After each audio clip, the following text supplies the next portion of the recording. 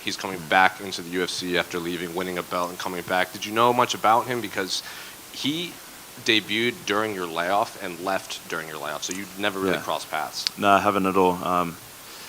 It was a nice change of pace because the last two guys I fought, I think, got cut from the UFC, so it was good to bring someone back in. But it's actually a better fight, I think, for the fans anyway. And I'm just very glad that he took it on a week's notice because I still get to get paid. Sure. And obviously, this is your third fight in less than a year since your comeback. Have you been happy with your progression since coming back? Yeah, more work to be done, but I just feel like I'm getting better and better, and that's testament to my training at City Kickboxing, and it's been enjoyable and transformative. I feel like after the 4 years off, I was a bit lost in those 4 years.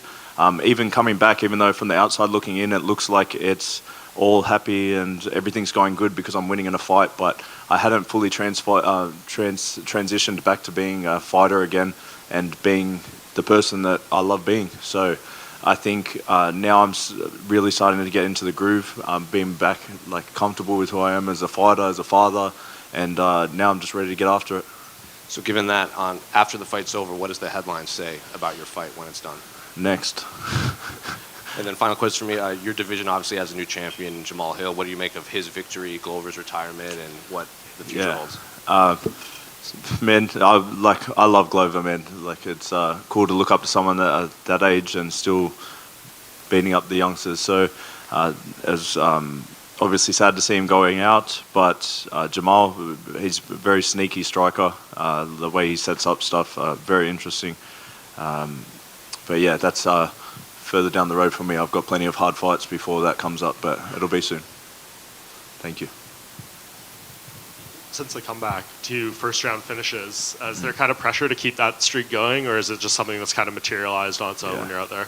No, it just happens. Like, I'm always ready for the 3 rounds, but it's just if it's there, it's there. So I don't want to stay in there longer than I have to. Right.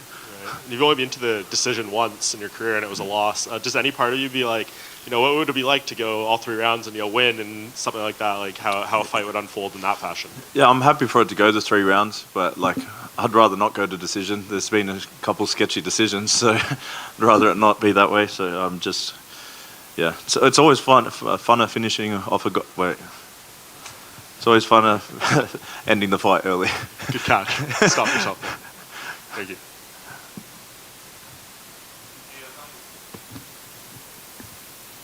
How you going, Dyson? Yes, sir. After having such a significant layoff, when having those kind of conversations with your family about coming back after knowing what you put on the line each time you fight, how do those kind of conversations go with your family? I'm very lucky that the people very close to me don't care whether I get knocked out cold or win. They just know that I'm doing what I love. And no matter how I went out in the octagon, at least I'm doing what I love, and I'd be happy to go out that way. You've got another teammate coming back from a bit of a time off, in Shane Young. You give him any kind of words of advice and anything like that? Yeah, we've spoken a couple times about it. Just like, brother, you've been off, like, go get your money. I know how it is. When you're not fighting, you're not getting paid. So I was like, make sure you go in there and make a statement. But he's been training hard. It was a very hard camp down at City Kickboxing, so I'm excited to see how he comes out. It's there's definite pressure. You don't know what kind of fighter is going to turn up. You don't know who you are. Like, after that long, are you going to show up and put on a show? Are you going to be rusty? So it's good to get that first one out and get those questions answered. And with other teammates from CKB who are having success in the same weight class as you, do those kind of thoughts and conversations ever come up that once you guys both reach the top 15 perhaps, that your paths start crossing and what that would mean? We've got to get to the top 15 first, brother. Fair enough, thank you. No worries. Yeah, you've said you've been reading. Yep. You said you've been reading like psychology books, and you've been working with a mindset coach, like Adesanya's, I think. What sort of stuff have you gleaned from that in this camp? Like, obviously, there's a lot of visualizations. I've already done the walkout 1,000 times. I've already seen how the fight goes, and it's like it's just more comfortable. you can't be worried about it because you're just happy with however it goes. We're good. So, like, you said you were feeling fried, like, after your last camp. Yeah. Do you feel a lot better this time? Like Yeah. you said, you're getting Yeah. into the swing of things. Yeah, and it was obviously I had a passing of my grandfather in the last camp, so I didn't even have time to deal with it. I flew home for the funeral, went straight back into fight at camp, and I didn't have that time to deal with it. So now I did. I got to grieve and see my family, be there for them, and now I just got to concentrate. I had like a perfect camp, man, this one. So it's always good when camp goes to plan. So it's obviously the outside pressure's gone. It's easier to concentrate on the goal. Tyson, your father John Pedro is a legend in Australian MMA. A legend. Instrumental in the growth of the sport. Yeah. Can you talk about his relationship with you throughout your career and especially now? Yeah, obviously instrumental. Yeah, for sure. He's taught me a lot of lessons. Maybe some not on purpose, but he's wouldn't be here without him. But it's cool now that the tables are sort of turned because I've been able to start training him. Like this camp, I've been busting his ass. I've been making him get up in the morning and train with my strength and conditioning coach, and it was his birthday, and he was like, "Fuck, that cake wasn't worth it." Can he still spar? Yes, he can. You don't want to spar him. He's the worst sparring partner. It's like you're gonna get hurt. So 150 kilos moving at you fast. It's like getting hit by a train. Thank you. Tyson, up the back. Yes, sir. Just your thoughts on the main event, please. Scared. I hate watching my friends fight. So I know he's capable of winning and doing what no one thinks he can do, but I just want him to pull off the win. But I hate watching fight. I'd rather be in there 100%. So I know he's ready. And with Ty not fighting, will you be stepping into Shuey responsibilities with a win? Hell no. That's his. That's disgusting. No, he can keep that, right?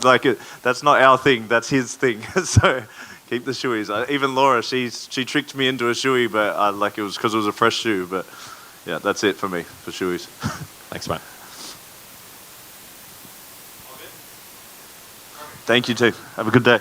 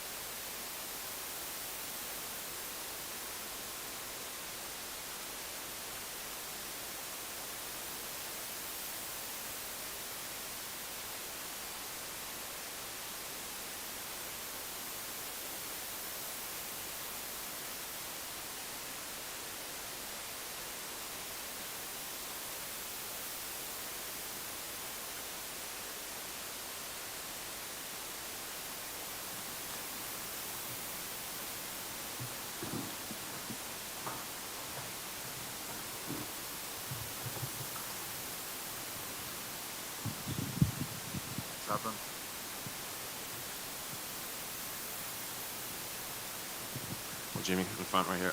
Obviously, we're only a few days away from another massive pay-per-view here in a country that's been starved for fights. I'm wondering, what are the emotions now that we're only a couple days away, camp's over, just got to make weight? For me, it's just exciting to be back here. I just say to myself, it's about time. I've had a year off, and it's good to be back. In terms of it being back in Australia, feels amazing, man. I believe, are you undefeated fighting in Australia, or at least you've won the majority of your fights here? So do you feel a sense of like fighting here again? It kind of gives you extra motivation entering that cage, fighting in front of your fans again? I don't need any extra motivation to win a fight. It just feels good to be back home. You know, I haven't fought in Australia for 4 years, and I feel like this one's going to be one to remember. And I believe I read an interview that said your last few fights that you've basically been fighting without an ACL or something like that. Are you all good now? Like, did you get that all sorted out? Yeah, that's why I did the knee reconstruction at in March last year. So it's good to be healthy. So how was camp with both of your legs working finally? It was really good. I actually, you lie to yourself. You start denying how compromised you are. Not making any excuses. But it is good to have two working legs. And obviously, your opponent Alonzo Menafield hits extremely hard. Is the blueprint just there? Like, avoid the power, take him down, stay on the outside, pull off the victory, or do you see other paths to victory against Alonzo? I see probably 4 or 5 paths to victory. I just got to wait to see what he does when we get in there. He can make a plan, but you know everyone's got a plan till they get punched in the head. So just got to make sure that I'm switched on and in the moment in the cage, and everything will look after itself. And then last one for me, during this time off when you were fixing your ACLs and everything, like Tyson Pedro was in here earlier, and he was like, when he had his long layoff, he kind of rediscovered his passion for the sport because it just wasn't camp all the time. Were you similar in the sense that you rediscovered your passion during this long layoff? Yeah, definitely. It definitely showed me what I was taking for granted in life and what I needed to change my priorities. So it was probably the best thing that could have happened to me, to be honest.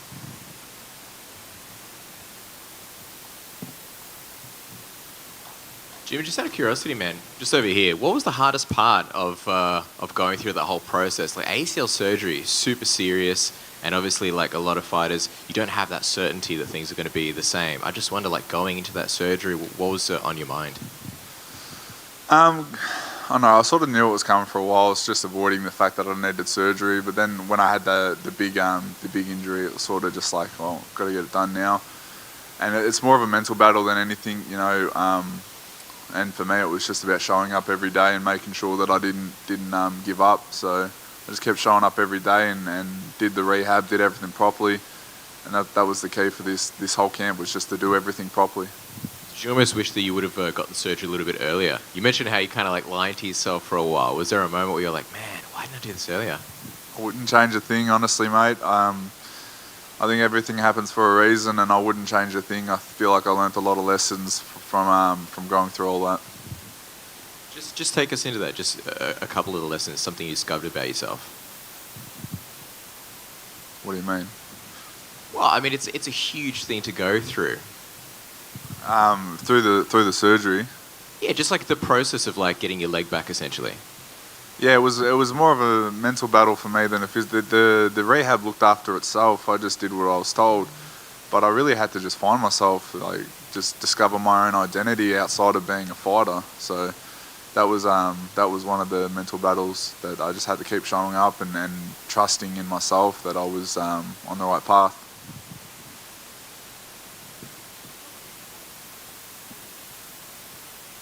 Yeah, I understand you've been working with Rob Whittaker I understand you've been working with Rob Whittaker, like in your training camp. Is there certain things that he's helped you on, or specific things that he's helped you on? We went down there for a weekend of sparring, and it's the physical work was really good. But Rob's such a good person, and he's got so much experience that it's just good to pick his brain and ask him questions. And he's also a great person too, so it's just awesome to get down there and do work with him and Jacob Malkoon. But yeah, it was just a good sparring weekend that I really enjoyed. And Jimmy, you made some changes in your team leading up to this camp. Was there any motivation specifically behind that, or was it just time to make strategic changes in how you went about a fight? Definitely had to make some changes. I brought on a boxing coach, fix up a lot of defensive errors, but brought on Ninos. But it was more, we needed to spread the load. You know, it was hard. Me and Sam were just trying to do everything, and it was to spread the load of the training camp, give some fresh looks, and make training fun again for me. And you're coming off 2 straight losses. Is there any extra pressure, or do you just look at it next fight? I don't think about that, man. I feel like I'm making my debut in this fight, so I don't think about anything that's happened. I don't think about my wins. I don't think about my losses. I just think about Alonzo Menafield, February 12th. And finally, how do you think the sport has grown from your debut to now in Australia? It's a mainstream sport now. When I first started, well, I think back to when I first started, and it was sort of looked down upon, especially in the mainstream media. We were sort of looked at in not a good light. So to see it become so accepted, it's right where it should be. I've always thought this sport doesn't get the credit it deserves, and now it does. So, and it's starting to. Thank you.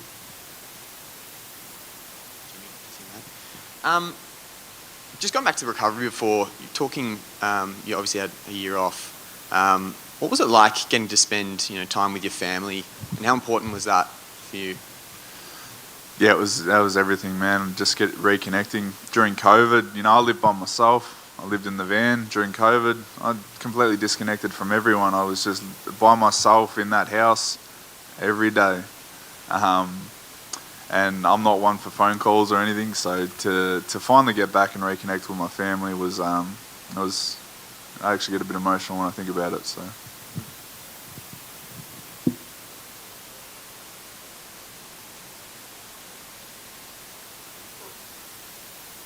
Thanks.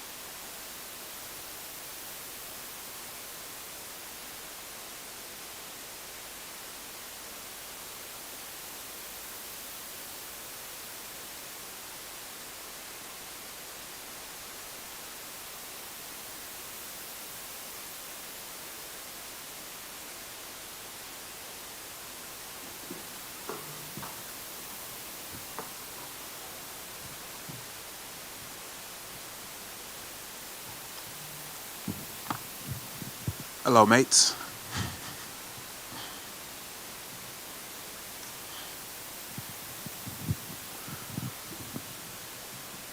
Randy, in the front right here. Before we get into the fight talk, what did you make of the welcome to the country ceremony with the dancing in the park and everything? I thought that was cool as hell. Yeah, I thought that was dope. It's a country rich in culture, so I thoroughly enjoyed it. It was pretty funny. They had us bouncing around, acting like kangaroos and all that, and emus, but it was cool. It was a cool experience. And your opponent, Jack, he was there too. Is it weird being around him in settings like that, or is it just you view this as business? Not necessarily. I've been here, done this so many different times. It's not necessarily. I just view it as business. I'm not really too worried about that. And there's obviously a lot of hype around Jack, especially in this part of the world. He's looked very, very good in his first few fights, but I think people might not realize how long you've been fighting in the UFC. Do you kind of feel like you're being overlooked in this fight, given how all the hype around Jack in his home country? Shiny new toy.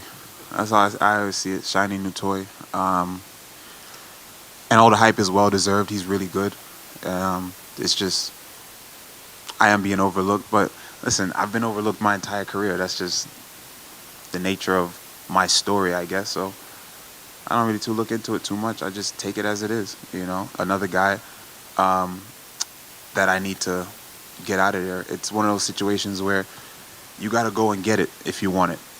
I think I've been here a long time. I've put in a lot of work, and anyone else on a 4-fight win streak and beating the guys that I've beaten, or in my situation 7-1 in my last 8 or 6-1 in my last 7, anyone else would have already been fighting the top 15. I didn't have to take this fight, you know what I mean? But I didn't want to sit around and wait. I wanted to go out there and go make a statement. So why not? How better not to do it than to how much better it is? Yeah, how not to do? What's the easiest way to do that? Is to come into someone's hometown and beat them, a young prospect like this. So it is what it is. Saying you think you've been overlooked your whole career, why do you think that is, given your how impressive your wins have been lately? I don't know. You know, sometimes we got a guy that has 3 KOs back to back or 4 KOs back to back. You know, that's impressive. I guess you're only as good as your last one in this game. You know what I mean? And my last one, I didn't go out there and start somebody up. You know what I mean? So they just judge you off of that. But if you know what you're looking at, you know this is not an easy fight for anyone. So I don't know. People, what have you done for me lately? That's what it is. Sure. And unrelated to this fight, but obviously there's a lot of hype around, you know, the Contender Series winners and everything. There's not too many winners of Dana White looking for a fight left in the UFC. Do you kind of view yourself as like one of the last people to like fly that flag and represent that show? 100%. Every time I fight, so that's what I say. It's Dana White Contender Series versus the looking for a fight. You know, so yeah, I still got the belt. I took it from Mickey Gall. You know, I'm still rocking it. And so when the fight's all said and done, what does the headline read after this fight, after your fight? Randy Brown takes Perth by storm. And then final one for me, unrelated to this fight. Are you going to be able to watch the Super Bowl at all, being all the way over in Perth? I'm going to try. I'm going to try. Who you got winning that? I don't know. Yeah, Randy. Yeah, I just wanted to get your thoughts on the Usman and Leon Edwards fight that's happening. I'm looking forward to that, man. Both those guys are tremendous athletes, and both of them are super inspirational. You know, from their stories and just the work that they've put in and the competition that they've faced. I think it's going to be a great fight. May the best man win. That's all I got. Okay. And the main event as well for this event. Who you pulling for there? I like both guys. I'd love to see Volk get it done. I think Volkanovski's a really good dude. I think he has a good chance. Tough task for sure, but I believe if he's able to continuously stop those takedowns, or not even stop them, because I don't think he will, but I do think if he's able to get up continuously and still, you know, show that perseverance, I think he gets it done. Hey, Randy, just wanted to ask, are you ready to perhaps be the least liked fighter during the card because you're taking on a local boy in Jack Della? They can't fight for him. Them not liking me doesn't matter to me. You could not like me all you want, you know, but you're going to love me after my performance. That's it, you know, and I understand it, but at the end of the day, it's just booze. People always say that. It's like, oh, whoa, especially when I fought in Brazil, it's like, oh, man, you go enemy territory, going to Brazil. And I'm like, what y'all want me to do? What you want me to say? Like, it's not like they're going to be throwing shit in the cage and kicking. Remember when Renzo Gracie fought? Renzo Gracie fought some guy in Brazil, and they like stabbing him through the cage. People make it seem like that's what it's going to be. It's just people yelling. If he wants to yell, they're going to yell and boo me. That's fine, but the fight's the fight. They can't fight for him. And do you think Jack Della's on your level? I think he's a great fighter. I think he's never faced anyone at my level yet, but he's a tremendous athlete, and I think he's really, really good, and he has a ton of potential, but I think we're catching him at a good time. And finally, the obligatory Australian question. What's been your favourite thing about Australia? Everybody said kangaroos, right? We went to the zoo, and we saw the quokkas. I did get to hang out with some kangaroos. In particular, I really like Perth, though. I like how clean the streets are. The streets are really clean. I really love, everybody does the speed limit. In New York, we do not do the speed limit at all. So it was cool to see how everyone is. Everyone's really polite, you know, so I really like the people. It's cool. And I don't want to correct you because you scare me, but it's quokka. Is it a quokka? Yes, no, quokka. Why do I scare you? Quokka. Why do I scare you? Just because you are very talented and you could kill me if you wanted to, but you don't want to, which is great, and we'd love to have you here in Perth. And just, I just wanted to wish you best of luck from everyone in Perth. We do love you, even though the booze will come on Sunday. All right, who you root for? Jack Della, because you only have a few days where you could kill me. Jack lives here. All right. Well, I might kill you before I leave. Damn it! Thank you. So, just what, like you've said that you're diligent and strategic. So I imagine that you've looked at Jack quite a lot and analysed him. Where do you see the major weaknesses in his game? I'm not really just gonna come up here and give you all my plan. I'm supposed to just come up here and give you my plan because you asked. I guess we'll just have to see. Did watch him quite a bit. You know, I think he's talented, but I do think that he has a great skill set that is good. The skill set that he needs to beat me, and I think that I have the skill set and the style that is needed to beat him. It's a matter of who can endure the longest and who can persevere and who can execute their game plan for the longest. So it's going to be a battle of attrition and discipline. Over here, Andy. You talked about the boos not really affecting you because they can't fight for him in the cage. Mm-hmm. And on the flip side of that, when you're fighting at home, do the cheering and stuff affect you much as well, or do you kind of just block it all out when you're walking into that cage? It's on a person-to-person basis, I believe. I believe that some people use that energy to put a battery in their back. You know what I mean? It's also a lot of pressure. Some people use it. It affects people negatively because it's a lot of pressure with your friends, your families. You don't want to get hurt in front of, your parents, in front of, your teachers and people that's known you your whole life. So there's a lot of factors, but it just depends on who the person is. I'm pretty easygoing and I don't really have much of an ego. I'm just kind of So for me, I'm nonchalant. Nothing really bothers me too tough. So I'm chilling. And you haven't traveled much outside of the United States for your fights, and this is probably the furthest you've traveled. Does factoring in the time difference and climate difference come into your training camps and acclimatizing and stuff like that? Yeah, that was a major factor, but we took that into consideration early. So I made sure that I downloaded some apps, to kind of help me with did some research to help me with the jet lag. So I was doing something called light therapy, leading up to leaving. So the jet lag didn't bother me too much. And also, I was here since like the 31st or something like that. So I've been here for a little bit. So I'm adjusted pretty good. And last question, when you do travel, you've been doing a lot of touristy stuff, and I caught you shopping just after the media welcome as well at Culture Kings. Nice. My guy. Just going around and taking in the city that you're visiting, does that kind of just something you have to do to help you kind of relax and leading into fight week? It's not something that I have to do, but I think it's something that's cool and it should be done because personally, I don't want to make things bigger than what they really are. You know what I mean? It is a great moment. This is a huge moment, and it's beautiful. But I was taught by my coach and my sensei from a long time ago at a young age. It's just all of this is just glitz and glams. All of this is just it's great, and it's a part of what we need. All of this, right? But what it comes down to, ultimately, the only things that matters is the fight of me and this guy fighting. So for me, I want it to be as much as like I'm back home. So me and my friends, we're hanging out. We're at the house just kicking it, and we're playing Among Us, you know what I mean, in different rooms, people yelling. So it's just, I want it to feel like I'm home. And then when it's time to go train or go fight, I go fight, So yeah, I'm walking around, I'm shopping, I'm not cooped up just thinking about the fight the whole time. I'm just chilling. So it's not that I have to do it, but I think it's just better to just hang out. Randy, going off that right here.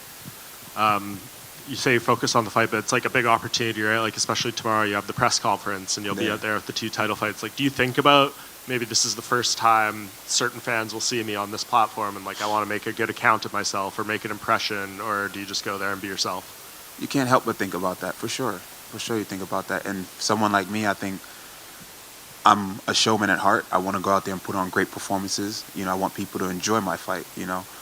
But it's not at the forefront. It's not at the forefront. Ultimately, I need to get the dub to move forward and continue to change my life and my family's life.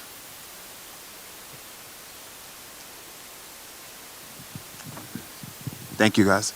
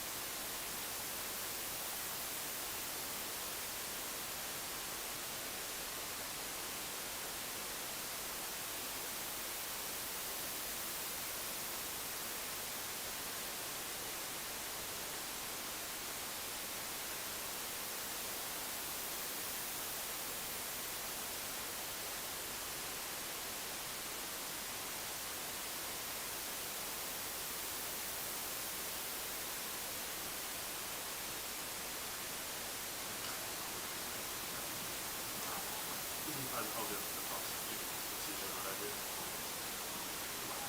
Clearing up all the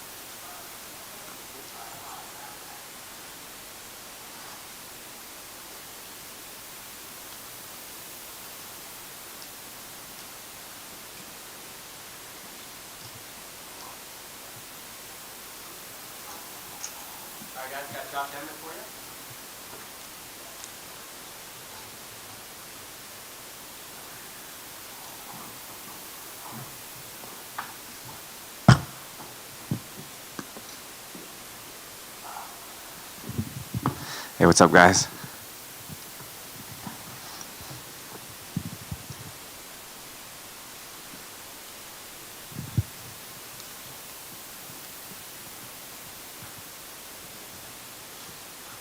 Josh in the front, right here. Obviously, you were calling for either this title shot or this interim title shot, but now that it's here, we're only a few days removed. You got the title shot that you wanted. What are the emotions now that camp's over? You're in the country. Yair is here. I know some people were nervous not seeing him on embedded for a bit, that he might not even make it. Was there any part of you that was just nervous until you finally get into the octagon? No, I'm having a great time. You know, I'm trying to live in the present, whereas I'm always looking ahead and always looking in the future, and I feel like I'm never having fun. But we came out here early. We stayed in South Fremantle, and it's a little beach town that's south of here. It's awesome. It's like we were going to the beach every day. We found some coffee shops, like great seafood.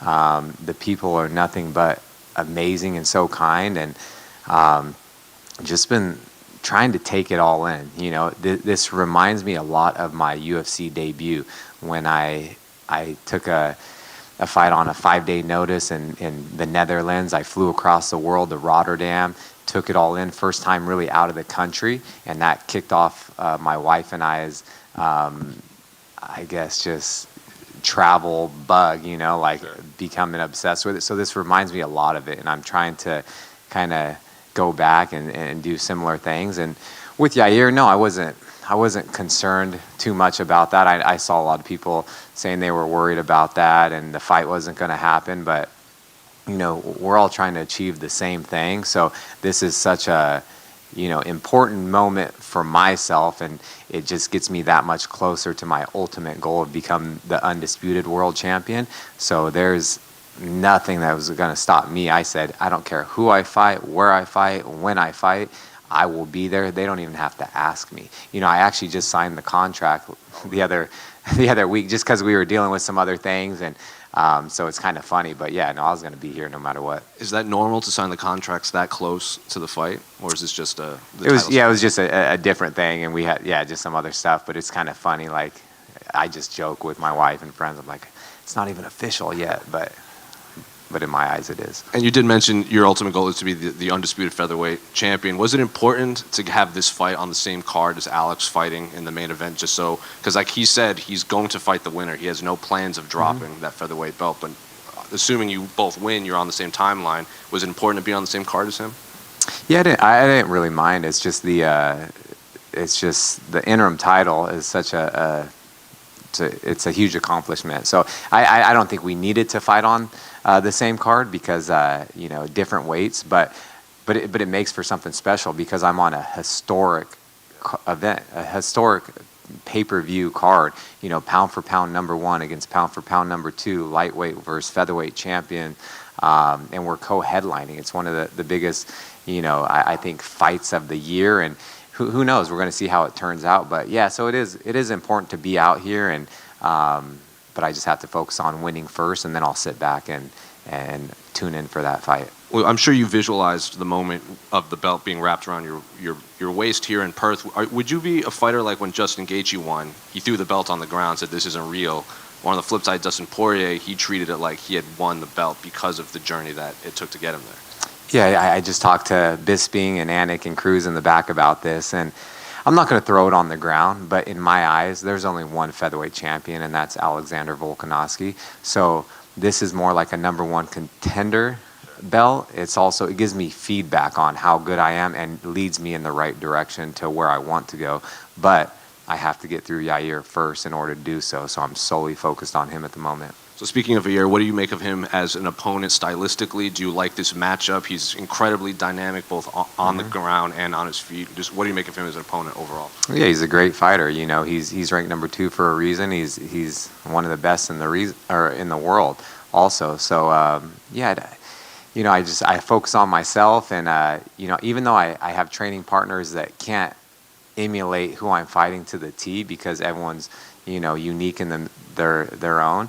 And he is so dynamic and elusive and explosive and crafty. You don't know what he's gonna throw at you, but I've watched so much film on him. I've brought in, just like my friend and training partner Andre Fili. He's fought him. He has similar body style. Even Slava Claus, he's my buddy, and he's a world champion kickboxer. He's thrown a lot of the things that Yair throws, but I'm prepared the best of my ability, and I'm just going to go in there and execute my game plan and capitalize on things that I don't think he'll be able to correct in that 10-week camp, and I'm going to beat him to the punch. And final question for me, who do you have in the main event? Are you hoping Alex pulls it off, just represent the featherweights up in the new lightweight division?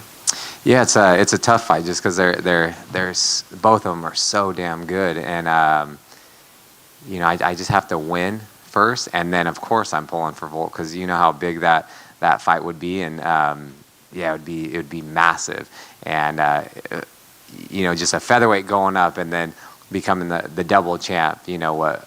Few have only succeeded, only a few have even had the opportunity to do it. So yeah, I'm pulling for the underdog. I'm always rooting for the underdog, and he's a massive underdog. Is the biggest hope, Josh, maybe that just win or lose, Alex comes out of that like relatively unscathed, no serious injuries or anything, so he can get this thing going as soon as possible? Yeah, of course. That's with every fighter in the UFC. I don't wish anything. Even my worst enemies, I don't have any in the UFC, but I'm just saying I don't wish injury or anything bad for any fighter, because a lot of people don't understand what it takes to do what we're doing and what goes into the preparation and everything. So even my opponents, when I win, I just hope we both come out of there injury-free, because we both have, families, friends, everything. We're all trying to accomplish the same thing. So yeah, I want them both to come out of there unscathed and injury-free. You mentioned you have no enemies in fighting. Who have been some enemies outside of fighting? Yeah, no, I don't have that either. But I'm just saying, just in general, I wouldn't wish my worst enemy. I wouldn't want anything bad to happen to them. Yeah, of course. And you mentioned watching lots of tape on Yair and stuff. Like, what's the balance of not focusing so much on what he's going to do in there and like fighting your fight, but also being aware of the danger he presents? Is that like a difficult kind of balance to find mentally when you're in there? No, not really. It's what I do all the time. I really just focus on myself, but I watch film on every single opponent that I've faced, and I have the most respect for everyone. And then I don't know how good they are. I don't know how fast they are, how hard they hit, all these type of things. I think it's like top notch when I'm watching film, and then it sounds crazy, but I like to get in there and I like to get hit by them and see how hard do they actually hit, how fast are they, like to get their timing down. So I can't tell you if this is going to be the hardest fight of my life or the easiest fight, but I'll let you know after I win. Yeah, there you go. And how much did the last fight like really prep you for this one? I mean, 5 rounds doesn't get much more like difficult than that. Does that give you more confidence coming into this one? No, not at all. I was a lightweight champion on a regional scene. My conditioning is top notch. I see a lot of people saying that I wouldn't be able to go 5 rounds. I could have won another 10 rounds. The pace of that fight that I had last was it was just so slow. Like I don't know. I just didn't have any sense of urgency to go in for the kill, just because I thought I was up. But I know I've seen a lot of what other people think. But I also feel like when I fight someone, and I did this in wrestling my whole career as well.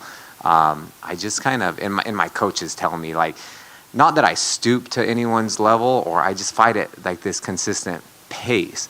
The better the opponent, the better the fighter, the wrestler, I rise to the occasion, and they bring out the best in me.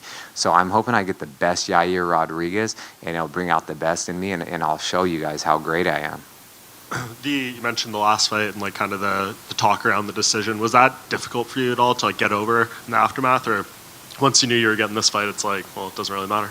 No, there's no, I won. Like, it's I see like a win's a win, And the thing that I see with people saying about title fights, saying that possibly didn't deserve it because of a close fight. When you play a sport, you win. Like, say if you're in the the NBA, the Western Conference Finals, if they win in overtime by 1 point, did they not get to go to the NBA Finals because it was a close game? No, they won. The winner advanced. That's how things happen, even in any type of bracket situation. You win, you move on. It doesn't matter. I'm trying to finish the fight every chance I get. I'm definitely not trying to let it go to the scorecards, but it's just a win's a win, and that's what happened.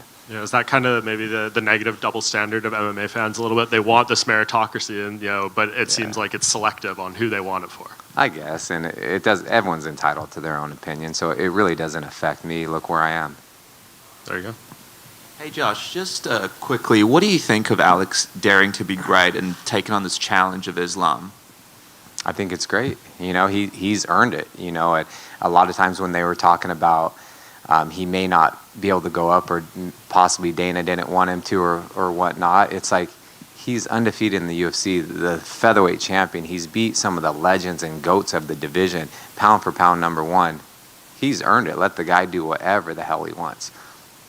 And being here with him on the same card, have you run into him yet? Have you had any interactions with Alex? Have you had a chance to wish him luck or tell him, hey, this could be next? Yeah, no, I haven't seen him this trip. I've seen his coaches, great coaches, great teammates. Volkanovski is a great guy. I met him down in Rio when he fought Jose Aldo, and I'm looking forward to running into him and wishing him luck. And Josh, is there any extra pressure with Volk on the card to almost impress him or show what you can do, get Yair out early? No, I'm just going to go win. I don't have to make statements. I don't have to impress anyone. I just have to win. And so there's no added pressure or anything on me, even though there is so much on the line.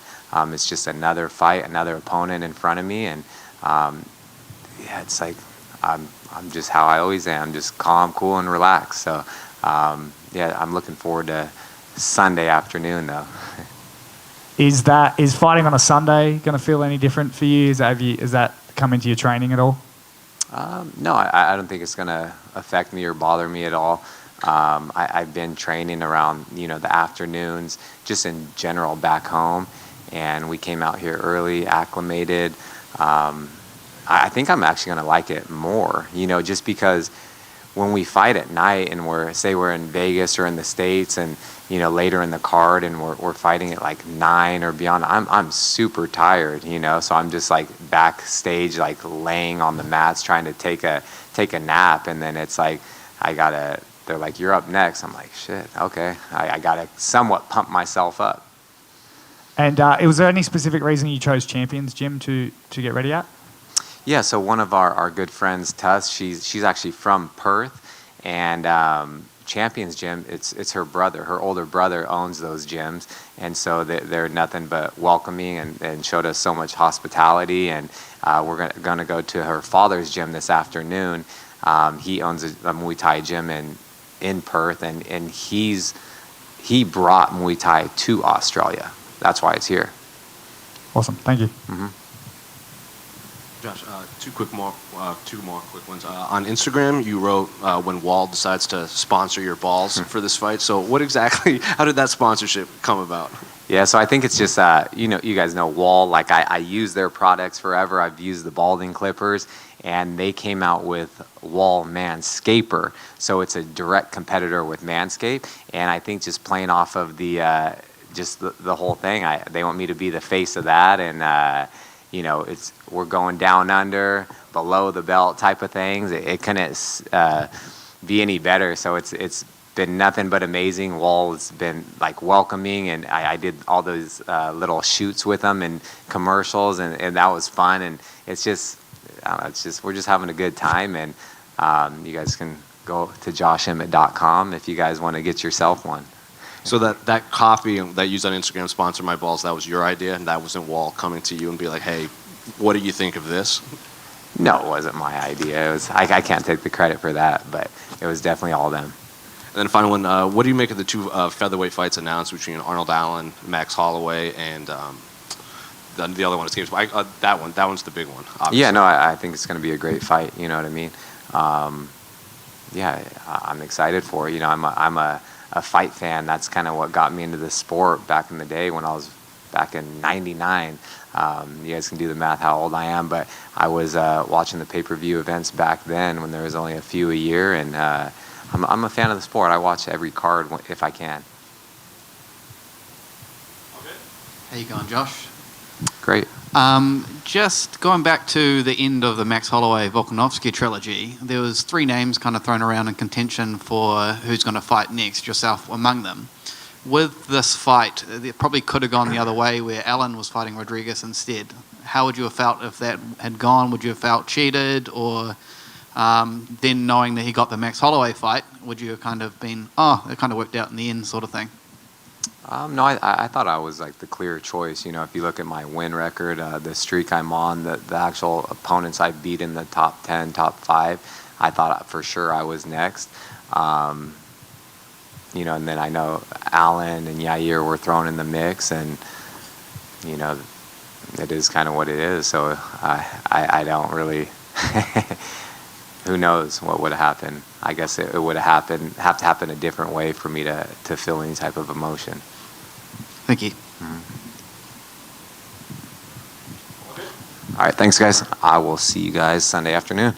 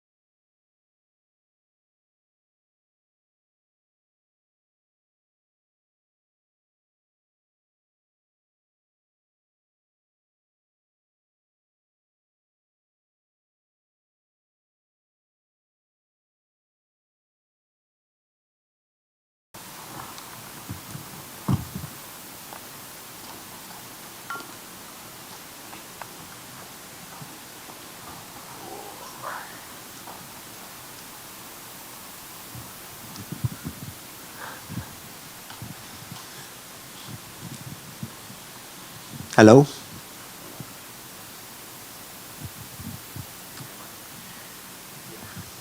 Well, Alex, obviously we're only a few days away from the massive pay-per-view here in Perth, a country that's been starved for fights since before the pandemic. You're obviously the face of this sport in this part of the world. So what are the emotions now that hard part's over with, you just got to make weight and then go fight Islam Makhachev? Yeah, now the fun part. But yeah, it's good. Good to be back here, not only in Perth, obviously Australia. As I've been saying all week, all us Aussie fighters or from this region, Australia, New Zealand, we deserved an event over here. Not just us. Obviously, I deserve to fight in front of home crowd, defend a belt or fight for a belt, whatever it is.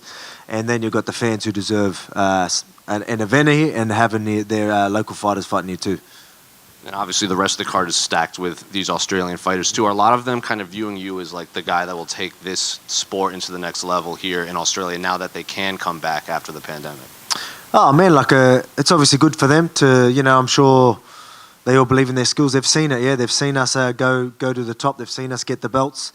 But I mean, that's what obviously Robert did that as well. So they got to see that.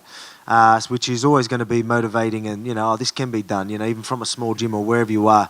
But, now we're obviously going champ and going real big and pound for pound and all that. So, I guess we are showing these guys coming up or even the younger generation that, not only be a champion, not only do well in the UFC, you can be the best. You know what I mean? The pound for pound number one, champ, all that type of stuff. So I think we are setting a good example. So.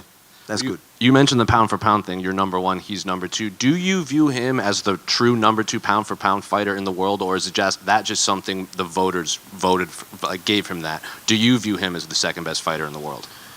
Oh man, again, this isn't up to us. You know what I mean? People can ask me, if you go and take him out, you're going to be the greatest ever and all that type of stuff. That's not up to us. You know what I mean? Do I think I had a harder path to, pound for pound and all that? Yeah, look at my resume. But do I believe he is as good as a number 1 pound for pound? Yeah. Or number 2 pound for pound? Yeah, for sure. I believe he definitely deserves to be up here. He's a great fighter. So, that, I mean, yeah, again, you probably look at the resume, it's still a good resume, but it's probably not as good and as deep as some of ours. But at the same time, when it comes to skill, he's definitely right up there. Michael Chandler was breaking this fight down, and he said that Islam is just brilliant at the basics. He does nothing wrong. He doesn't do anything flashy. Everything is just perfect. Did you agree with that statement when watching tape on him? Yeah, well, he doesn't take unnecessary risks. That's the proper way of doing it. He does. We all know what they're good at and what they want to do. They're calculated in that sense. A lot of people.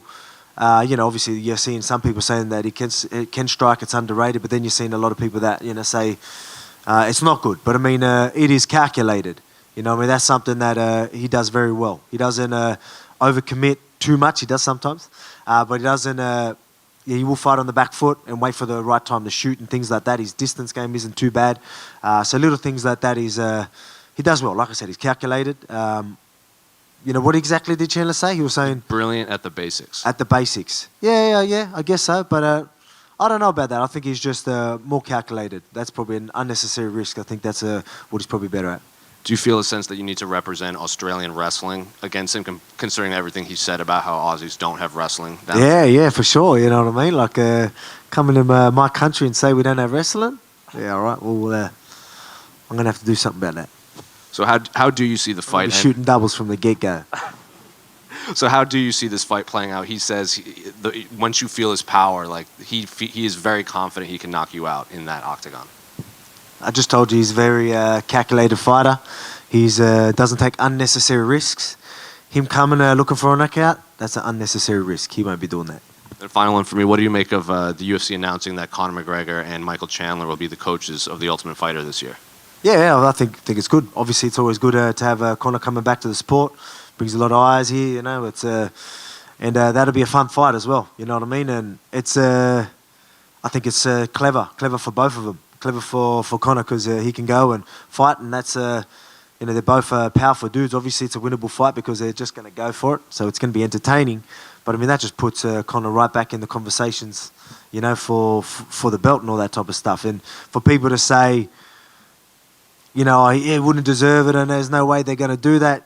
You're pretty crazy, right? It's Conor McGregor, and if he takes out someone like a Chandler, his name's going to be mentioned. People are going to be talking about him. So it's interesting. It's good to look at because I plan on taking that lightweight belt, and I'm looking at seeing what's happening in the division. There's a lot of potential matchups after this one, but obviously first I've got to worry about what's in front of me.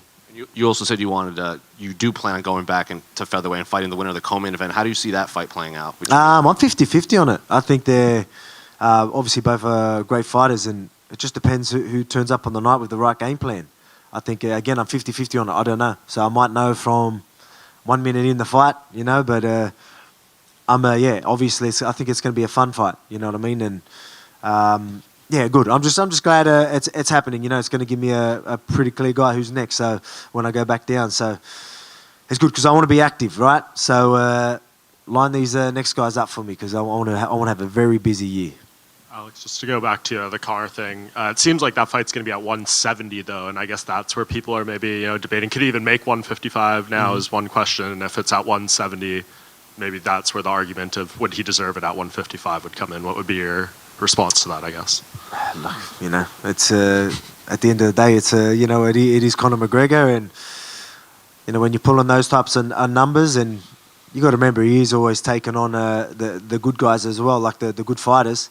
So he's always stepping up and taking on dangerous fighters. So, and it's at 170. You're right. It's not the lightweight division. Look, if it was anyone else, I'd say there's no way, right? So I'm just, it's pretty obvious how it goes down. You know what I mean? So you're not really saying anything that anyone should be surprised about. Yeah, I think we all understand. Yeah. And the parity between your last fight with Max, who's absorbed the most strikes in UFC history, and Islam, who's absorbed the least in UFC history for the amount of fights he's had. What's the dramatic difference in preparation for two guys like that, and knowing that one might be harder to find? I always find them though, right? That's my thing. So it is definitely different. You got to approach it right because you can't get too carried away because we know he wants to shoot as well. So that's what's good about him. He is patient. He will stay on the outside. You overcommit, he'll make you pay. If you overcommit incorrectly, it can be a long night for you. But obviously, I'm a calculated fighter. That fight IQ is definitely going to have to come into play. I need to turn up. This isn't a fight where I can just come in and we'll see what happens. I need to be on my game, but I'm always on my game. I always prepare how I should. And you're going to see me turn up. And I plan on raising 2 belts at the end of it. And you win this fight, it'll be a 13-0 UFC start for you. The only other fighters who have done that are Anderson Silva, Kamaru Usman, and Khabib Nurmagomedov. What would it mean to you to kind of join that group of elites? Oh, man, it's it's awesome. I've joined a couple of cool things, right? Like, being a champion is incredible. And being pound for pound #1 is obviously incredible. Then going champ, and then the streaks and all that type of stuff. It's a pretty good resume. It's pretty good numbers there, and I guess that speaks for itself. Thank you. Hey, Alex, just curious, man. I wonder, how much do you think Khabib's dominance has sort of affected people's, respect and fear of Islam's wrestling? Because they see Islam as, the next incarnation of Khabib, and because of Khabib being so dominant, I wonder how much some of, Islam's past opponents have looked at that, and that's translated mentally. Yeah, man, it's pretty obvious that they got a strong ground game. They do have a certain style, very good MMA-specific style, and people haven't been able to not capitalize on or deal with or figure that out.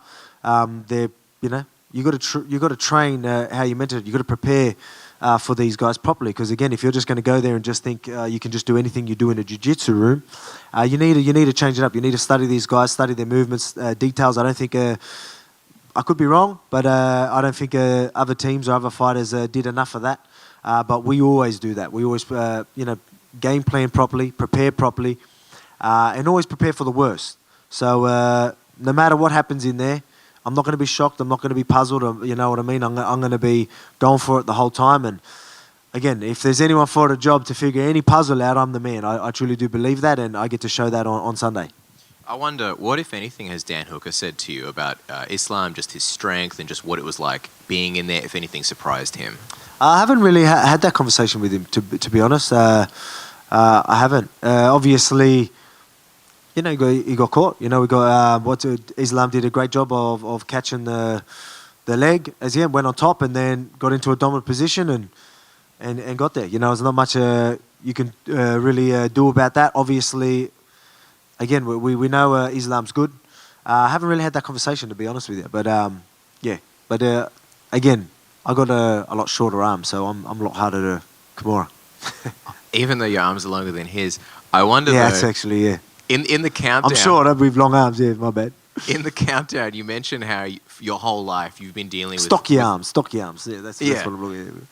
the whole life you've been dealing with monsters of men, and obviously the narrative here is like, the size difference. And I just wonder, like, when was the first time in your life that you took out a significantly, bigger dude? Maybe even before like your professional fight career, or just you realize you had that ability in you. Oh man, that's been happening forever. It's been happening forever, even on the footy field, all that. Like, a lot of people are like, oh, he's moving up, like it's like crazy. It's like, I'm training like every day in the gym with guys heavier than me. This is lightweight. I train with like welterweights. I train with even middleweights sometimes, you know what I mean? Especially in the grappling and wall work and all that type of stuff. Wrestling, like, these are the guys I'm usually grappling and doing them stuff with, because the guys my size are obviously usually going to struggle with me there. So I usually got to go with the bigger guys. That's why people keep mentioning the power and size. It's not that. I look at it more, the thing that to deal with is their style, you know what I mean? Like their grappling ability, they do certain things. That's more of something that I'm looking at, like not power. No one's ever just overpowered me, you know what I mean? Like, again, if he thinks I'm just going to be some weak little featherweight, then he's going to be in for a rude shock. Alex, Dave Shaw confirmed to Fox Sports Australia that they're already looking at a second pay-per-view for 2023 here in Australia. I wonder, man, you've been in some big stadiums here, as a spectator for some big sports. Do you have any venues in mind that potentially that are on your bucket list of you headlining in? Oh, man, like... Yeah, well, there's plenty. I couldn't mention the actual stadiums. I'm bloody terrible with the names. But, I mean, it would obviously be good. Like, I love fighting anywhere in Australia, but to fight somewhere in Sydney or something like that, literally where I live, would be incredible. So, like, to have a big stadium over there would be unreal. Yeah. Be a big flight for most of you, eh? Could imagine. Now you know how we fucking feel. Every single time. Alex, in your training camp, we could see the Mairbek Taisumov, and in MMA with Russian fighters, Russian fans, I mean, was discussions. Did he help you in preparing for Islam fight? Did he help? Yeah. Mairbek was there. A couple of guys from over there at Bangtao. Like, we were training over there for a little bit, and they come in and did some wrestling rounds with us, grappling rounds and all that. So it's always good, Obviously, they've been wrestling and grappling their whole lives, right? He's been in the UFC and things like that. But someone that's dealt with very, very high level wrestlers their whole life, and just to be moving out, and he's a lightweight himself, so it was a good feel. Thank you. And Volk, what are your thoughts on what Islam said about the lack of promotion for the fight? Yeah, I think it's fun. It's been massive here in Australia. You know what I mean? That's all anyone's been talking about over here. So I'm okay with it. I think it's doing well. I think we are breaking records here in Australia. You know what I mean? So, and I think we're doing very well pay-per-views around the world. So I think people are tuning in. Maybe it usually is fight week when everything starts to happen. Obviously the buzz is here now. So maybe it was just something he wasn't feeling earlier, but I'm sure he's feeling it now. And what is it about your head coach, Joe Lopez, that's so special? Master Splinter. Mate, he's good. Obviously, mate, I've been the first day I ever stepped in the gym was his gym. So he's been my coach ever since, and he's travelled the world with me and all that. We've obviously evolved as coaches and fighters together and worked our game together. So it's been incredible. No one knows me as well as Joe knows me. So that's something that connection, right? Like we've, as I said, travelled the world and grew together, and like pretty much made our style through traveling the world, getting knowledge from everywhere, and just making it work for me, my shape, my size, and all that type of stuff. It's incredible. So it's good to have, and he makes you mentally strong. He can be hard to deal with sometimes, so you're definitely mentally prepared when you're hanging around Joe. And love that. There's a lot of talk about legacy with this fight. After it's all said and done, how does Alex Volkanovski want to be remembered? Oh man, it's. Obviously, I'm chasing. I'm in a good position right now, but I'm chasing to be like one of the greatest, or the greatest. You know what I mean? Again, that's not going to be up to me to decide, but that's where I want to be. But one thing that I do, I'll be proud of obviously them accomplishments, but I'm really proud that I've been able to be myself the whole way through. Some people need to sell themselves out and do things, be fake and all this type of stuff. I'm happy that I was me the whole way through the whole process, and I'm in the position I am now. So very proud of that. Who's been fake? Who's been fake? Yeah. I'm sure you know plenty of people. Thanks, thanks, mate. Bit of a softer one, mate, but how are you enjoying Perth? Yeah, man. Yeah, loving it here. You know, it's always good here. Every time we're going to be doing the open workouts today, and every time there's a event here or any type of event, even when I come here when the fight was announced and did a bit of a promotion for that, it was just people just, coming in flocks. There was heaps of people everywhere. So it's always good to be here because they love the sport. They love sport over here, and I can't wait to hear them roar in that octagon or in that arena. Hey, Volk, how are you feeling at the bigger weight? Are you feeling just as explosive and powerful? Yeah, definitely. That's something that earlier on when I was bulking and I was up to like 81 kilograms and all that type of stuff.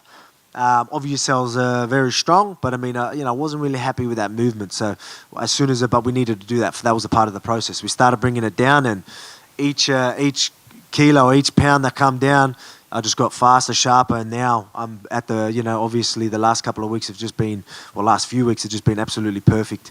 Really found where we need to be. So my strength is right where we want it, and my, I'm pretty much that featherweight that you see with the movement. So we found the perfect balance of it all, and you'll see it Sunday.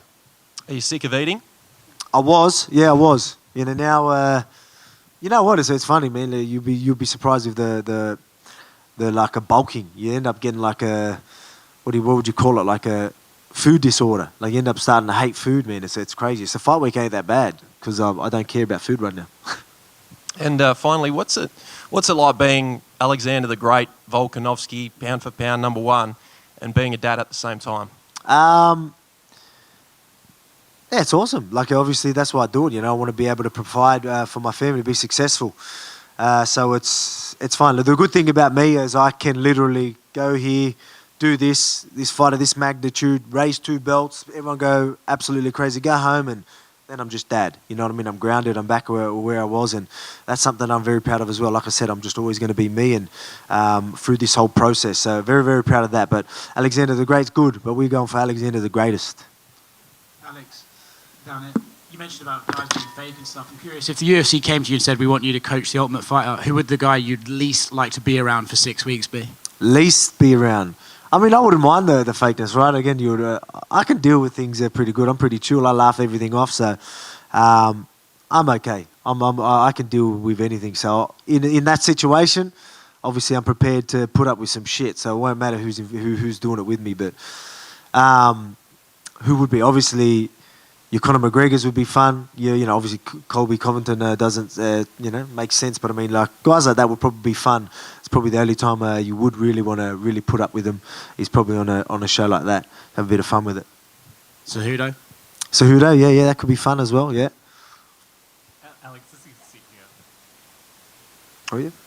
Sorry, last question, guys. As you sit here today, going into such a huge fight, how do you reflect on your journey coming from Wollongong, working as a concreter, fairly humble kind of background, and all the sacrifices that have led to this moment? Yeah, man, it's again, incredible journey, crazy journey, but it's a journey that anyone in the world can do, with the right mindset, belief, and all that type of stuff. That is a message that I'm always trying to push, is, a lot of these people that are coming in here were just, we're all just regular guys. Yeah, some going to be very athletic and all that type of stuff, but being athletic goes nowhere without the hard work and all that type of stuff. So there's plenty of guys that have reached the top, and I think myself, again, I try and say I'm pretty normal. I don't think I was ever athletically gifted. I've probably always been strong, but that's it. But look where I am right now. You know what I mean? With the right mindset, mentality, work ethic, and all that type of stuff. The stuff that really gets you to the top. You know what I mean? That's the stuff that the people need to see, and that's why I'm the man for this job, because of all that stuff. That ticker, that heart, all that stuff you talk about, what you need. That's why I really do believe in it. That's why you see the confidence in myself, because I know I'm going to do what needs to be done. I know I'm going to turn up on the night. I know I'm going to, if I am in a bad spot, I'm going to deal with it. You know what I mean? I've got the heart to get myself out of any position and come up on top. You know what I mean? So that's something. So even doing this, and the underdog story. That's why I love it as well, because I keep showing these people, these underdogs, these people out there that probably don't believe in themselves. They're not sure. I'm gonna show them. I'm gonna show them what can be done. You know what I mean? Right now, people are counting me out. They won't Sunday. Sunday, I'm gonna shock the world, and I can't wait to do it.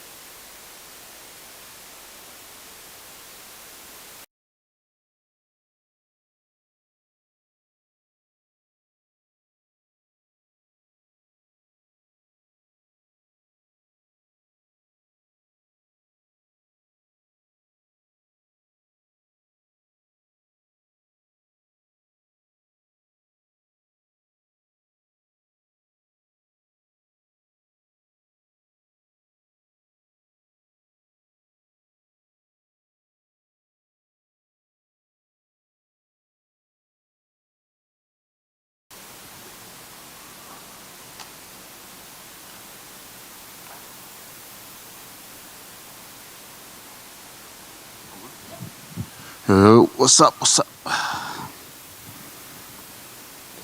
Well, Justin, obviously it's been a long time since we saw you up here at a media day. So how has the layoff been? Any specific reason for this long gap between fights?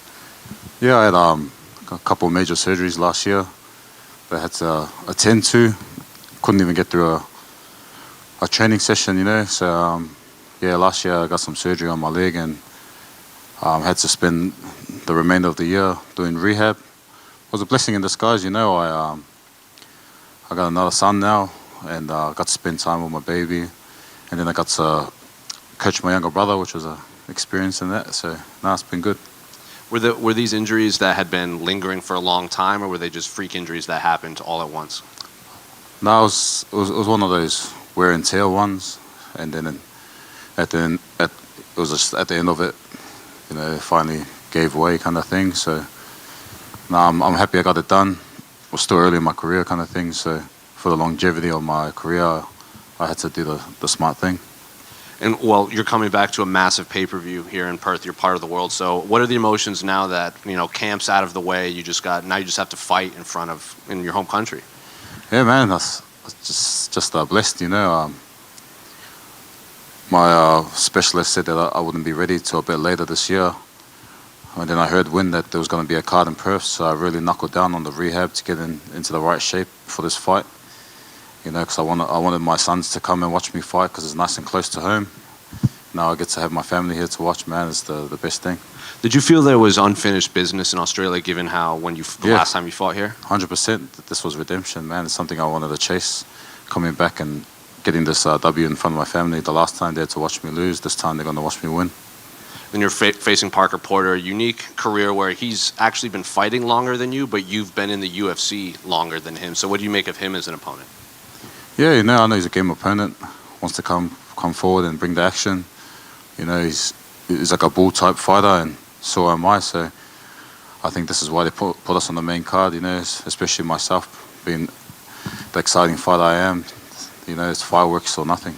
And final question for me: what can fans expect from your brother? Because he's supposed to make his UFC debut at some point too. Yeah, man. If you get him on the mic, you'll see why he talks the talk, but he produces the KOs. He's a skillful fighter, and yeah, I can't wait.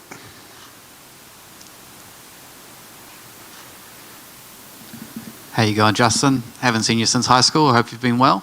Yeah, I'm good, Russ. What made you move from Auckland to Australia to like start training and stuff, or did you just kind of move with your family anyway and then started training in Australia? No, I finished school and then I got some opportunities to play rugby here. But I was raised in Brisbane anyways before that. Both my younger brothers are born in Logan. Shout out to Logan City. And yeah, from then on, I've lived here. And with your younger brother coming in and all the experience you've had, how much kind of do you feel any pressure with leading the way and how you've coached him, or is it all just like do your best sort of thing? No, I think, man, he's my younger brother, so he's followed suit since we were born, kind of thing. You know, I've been the one to go in, put my feet in the water, and then he gets to see. You know, he learns off my experiences. But this is, you know, that's what the big brother's for. You know, they're there to test the waters, and then you get to learn off them, like I learn off my older brother. Cool, thanks, bro. Appreciate it, brother. And Justin, with Junior being hurt and not on the card, is it easier or harder to get your head in the fight? Honestly, I wouldn't know. Like, it's been a while since we fought on the same card, but back when we were fighting locally, you know, it was just something normal. You know, it's been years and years of fighting together, whether it's at the park at primary school or at church when we're a bit older, man. Same thing. You're fighting at church? Yeah, sorry. And just finally, how's this fight going to go? Man, I think you're going to see my maturity in my striking. You know, I'm going to mix it up a bit. But at the same time, man, if the crowd needs some screaming, bro, I'll bring that. Thank you. Appreciate it. Yeah. A few years ago, you said that like you struggled most with the publicity around being a UFC fighter. Like, I was just wondering, how have you found it coming back now? Like, is it better or still the same? No, a bit better now. You know, it comes with age and everything and maturity. At first, I was kind of tossed into the limelight kind of thing. You know, I went from fighting at a pub to fighting in front of 50-something thousand people. So for anyone, you know, that kind of shock would shock someone. But now I've had a few more fights under my belt and a few more trolls under the belt. Man, it's a bit easier. How do you see the main event playing out between Volkanovski and Islam? Honestly, I think Volk will get the win, and I think people are going to be very shocked. You know, he's the most underrated fighter maybe in history. I don't know how people doubt someone like him. That it's proved time and time again how much of a versatile fighter and how much of a tough person he is. I've trained with him, man, and his biggest asset is his arrogance to not letting you know, everyone give in. You know, he's a hard trainer. He's just a hard, tough dude, bro. Given he's the #1 pound-for-pound fighter in the world, why do you think people are constantly underestimating him still? I think people just ride off that Khabib, you know, that mystical Khabib thing, and this guy's another one of those Khabib mystical things. But man, if you look at the last 5 opponents each guy has fought, man, how can you not deny Volk being the best fighter on the planet?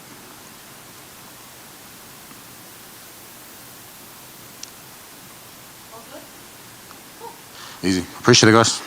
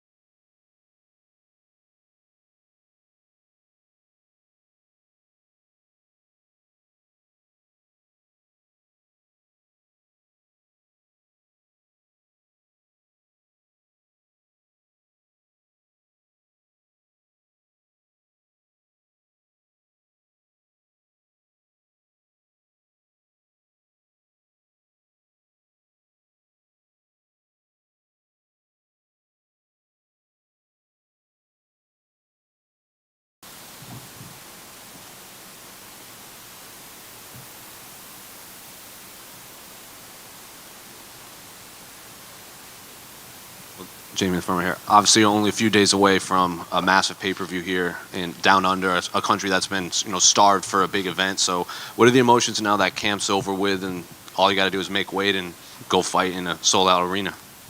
Yeah, man. At this point, I'm just excited. Just all things have gone well. We're ready to go. We're in shape, and it's time to go now. What do you make of your opponent? I think he's like 20, 21 years old, 100% finish rate, very highly dangerous coming into enemy territory. So what do you make of his skill set and what he'll bring into the octagon? Yeah, he's good, man. I've watched a couple of the fights. He's well-rounded. He's going to be dangerous, young, hungry. Should be good.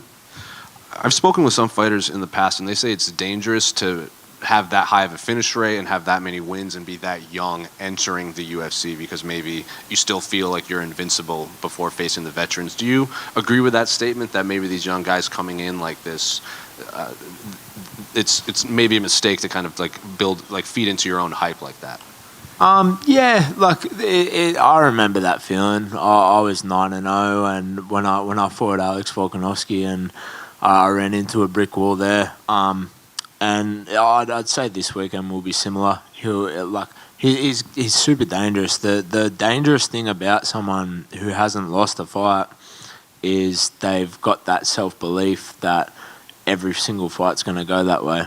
It can be dangerous for me, but also dangerous for him. So I'm just going to look to show the levels and just show that he's not quite ready for my backyard. So, given the assessment right there, what does the headline say after your fight? How do you finish this fight? We're going to have to wait and see. No predictions here. And I saw on Instagram that you did a presentation at your old high school. They had UFC veteran Jamie Malarkey. So what was it like to go back there and speak to the kids? That was sick, man. That was really cool. Presented some awards and just gave a little bit of a chat and had a chat with the kids, and it was cool to go back there and almost like trip down memory lane and see just get to know the kids, and it was really good, really fulfilling. Did you get in many fights in high school? No, I wasn't much of a scrapper in school. Final one for me. How do you see the main event going between Volkanovski and Islam? Man, I think it's going to be a good fight. We're all the winners in that fight, but I see a late stoppage for Alex. And Jamie, what does it feel like to basically run your entire career out of the Central Coast? You're a Central Coast boy. You've been able to make it to the absolute peak of the sport while still being able to stay home. Is there any extra pressures? Do you have to bring guys in? What's the process been like for you? Yeah, it's unreal to be representing my hometown, and it just shows that what you put in the gym and what you're willing to do, the sacrifices you're willing to make, how persistent you're willing to be. That's what gets you there.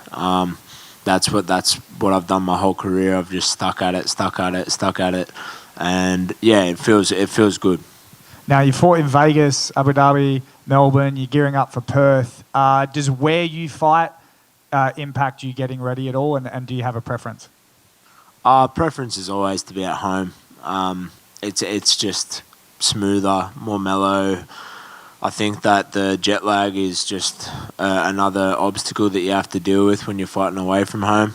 But honestly, man, once I'm in the cage, it seriously doesn't matter. It doesn't matter where I am. It's me, my opponent, and the ref in that cage, and that's what's going to be in my head. Is even when I'm locked in there with Francisco, this home crowd pressure that everyone talks about, it's not real. It's just it's going to be me and him in there, and that's what it will be. Thank you. Hey Jamie, what's it been like training down at the Wolves Den? Yeah, it was good, man.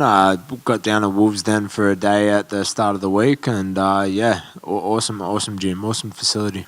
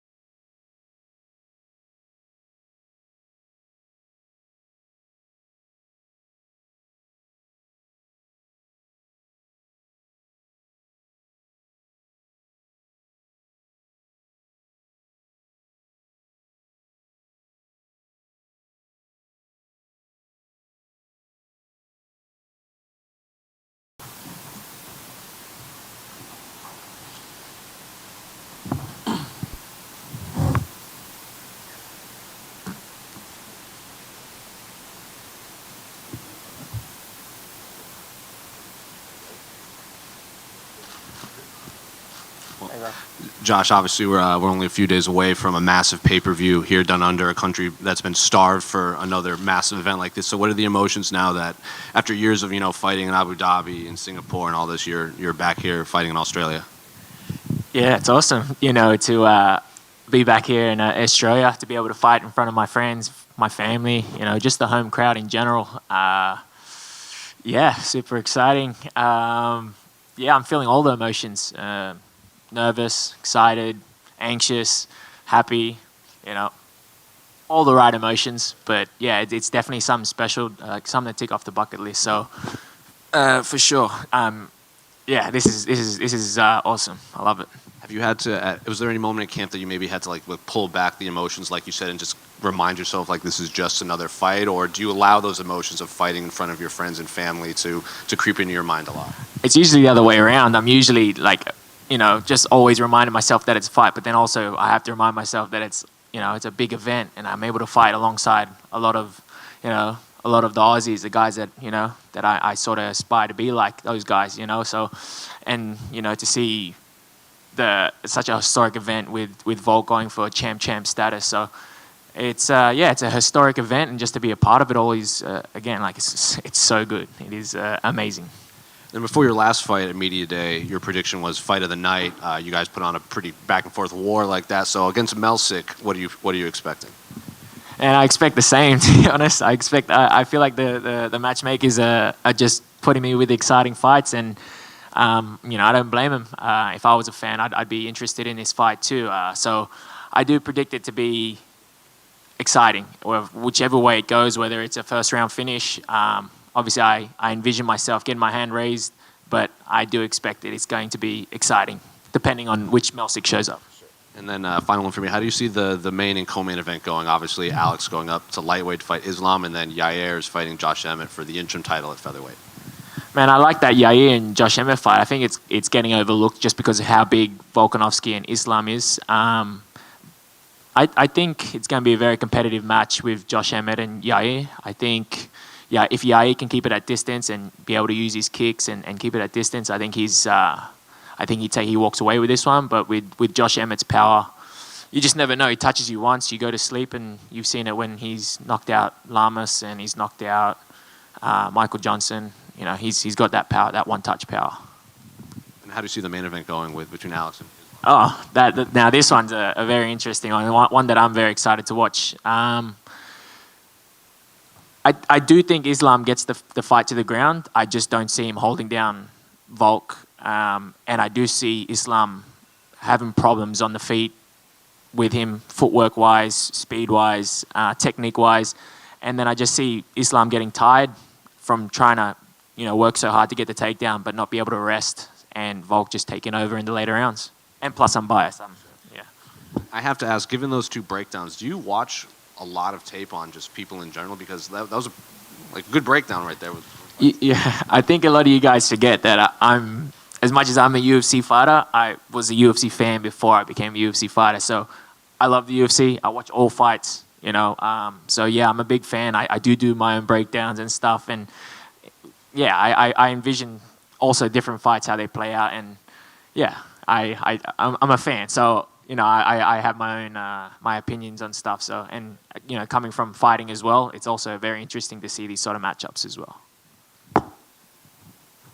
And Josh, fighting in Australia compared to fighting outside, just over here, fighting outside, how have you felt the Australian public?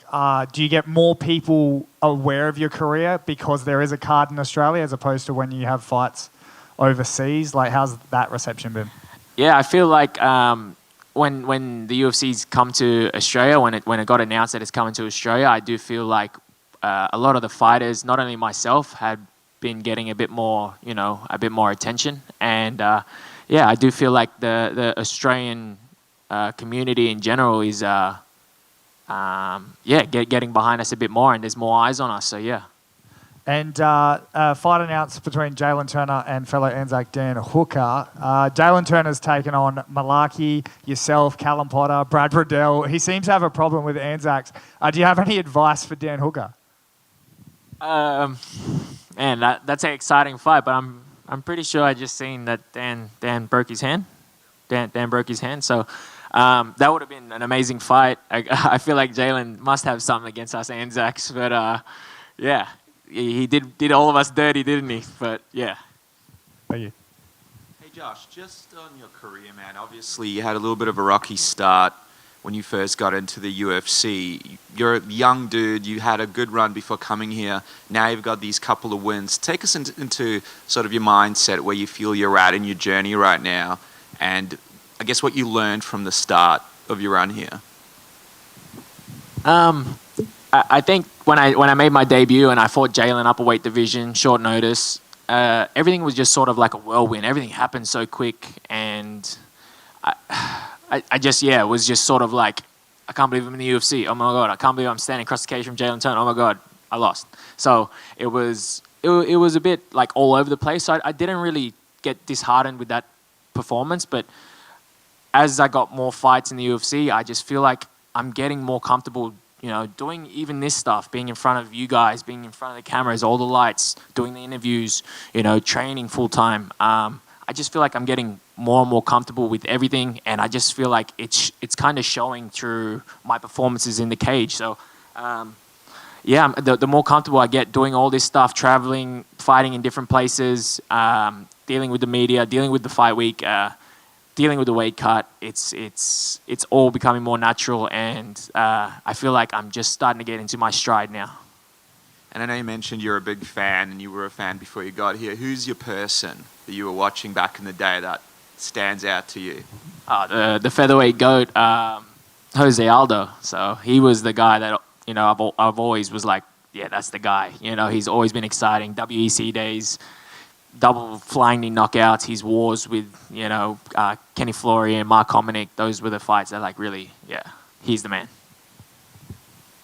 How you going, Josh?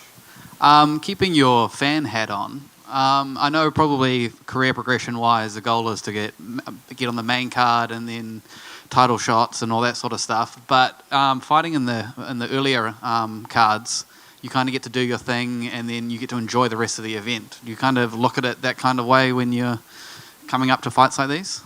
Then again, I'm more worried about my fight, if anything. You guys just had Jamie in, right? Jamie Malaki, and that's my boy from back in the day. So I'm kind of upset that I can't just sit back and watch his fight and enjoy it and take it all in. That's why I'm sort of I wish I was fighting before, even earlier, just so I could see him fight. But at the end of the day, it's I need to focus on my fight first. So once my fight's done, I could sit back and enjoy everybody else's fight. But yeah. Cheers, mate. Josh, mate. What's going on? You've been working pretty closely with Volkanovski over the last few years. How instrumental do you think he's been kind of in your career and getting you to where you are today? I think he's been massive, man. Being able to do camps with him, to be able to train alongside him, I used to think I work hard. I used to think I was I grind and I put in the work, but then I seen, firsthand, how hard he trains and how much work he puts in. So it was a real eye opener because he sort of set the standard. He's the number one pound for pound. He's the king of the division. And just to see how hard he worked it's a real eye opener, and it's given me okay, well, that's the standard. That's what I got to be a champion as well. Then that's what I got to do. Thanks, mate. Cheers, Harry. Yeah, with Volk. Yeah, over it. After trading with him, you said that you took a lot of kind of replicated how he structures his fight camp and how he deals with nutrition. Are you still basically following kind of the example he set, or have you started to deviate and make your own plans in that regard? I do my own thing, yeah, but I just the way he sort of holds himself in terms of being how do I put it? He's the easiest way to put it is that he's a champion inside the cage. You guys all know him as the featherweight champion, but he's also a champion outside of the cage. So more so, instead of the structure of his camps, it's more so him as a person, that none of the money none of the fame has changed who he was. He's still the same guy, same likable Aussie guy. So that's something I want to aspire to be like. No matter what happens, I want to be the same person. I don't want to change up and do anything different. That's what I want to be, like Volk. Josh, what do you make of Jose Aldo hopping over into the boxing world now? Yeah, I did say that against Jeremy Stevens. Yeah, man, let him do what he needs to do, bro. If it's gonna be give him another paycheck, then get him that paycheck. So yeah, if he's looking to get paid, then pay that man. If that's what he wants to do. So what about Pettis fighting Roy Jones? Yeah, that's a very interesting one because Pettis, he's still relatively young, and obviously Jones is past his prime. That's exciting because Jones is obviously just a straight boxer, and Anthony is MMA guy. So it's like a young prime MMA guy versus old boxer that's specializing in boxing in the boxing rule set. So it's very interesting.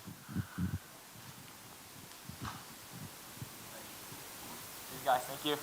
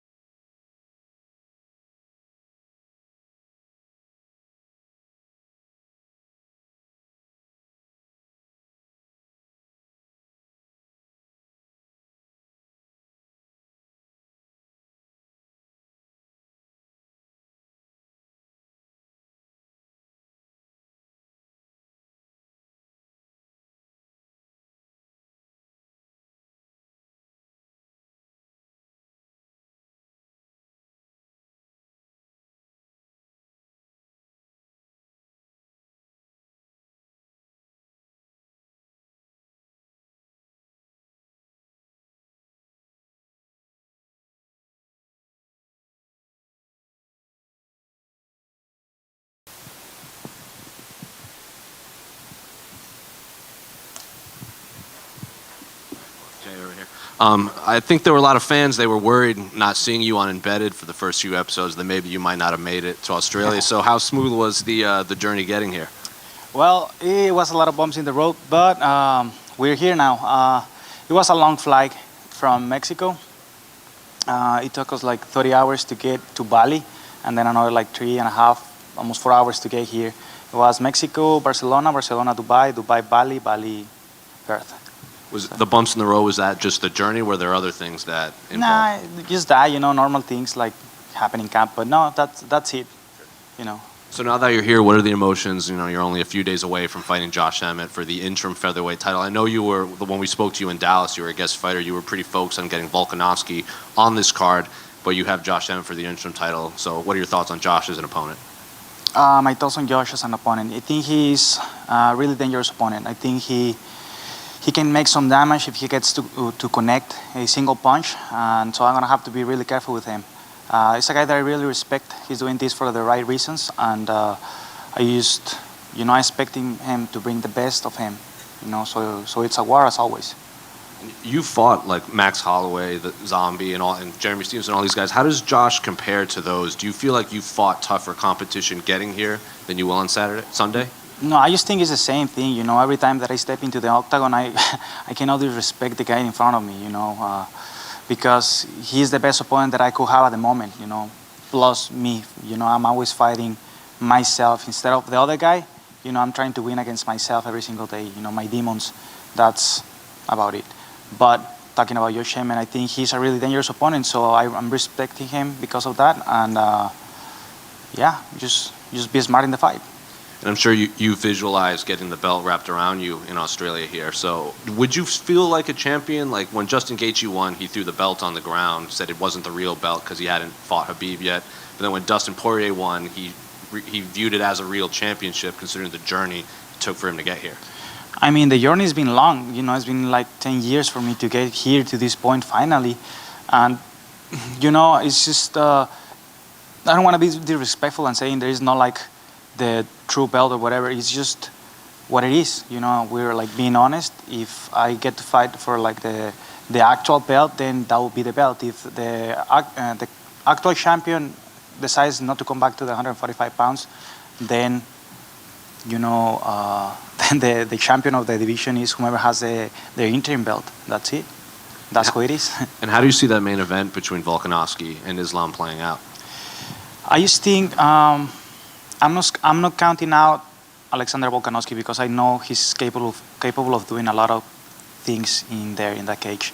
I just think Islam uses his weapons better, and I think Alexander is going to have to be really, really smart in order for him to get the win. And I think Islam has better chances to win, honestly, but I don't count Alexander Volkanovski out of the fight.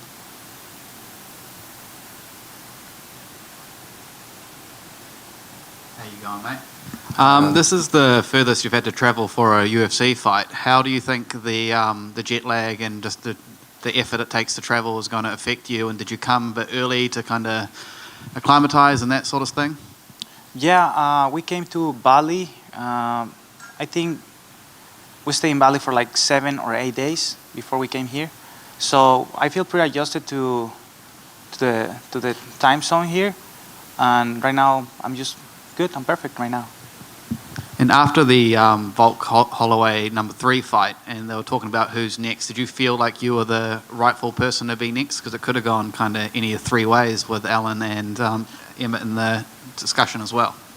Yeah, I always get like kind of the same questions, but the true answer to all of those questions is we're gonna fight each other. Like we are on the same division, we are too close to each other, and whomever is winning, eventually is gonna fight the top guys in the game.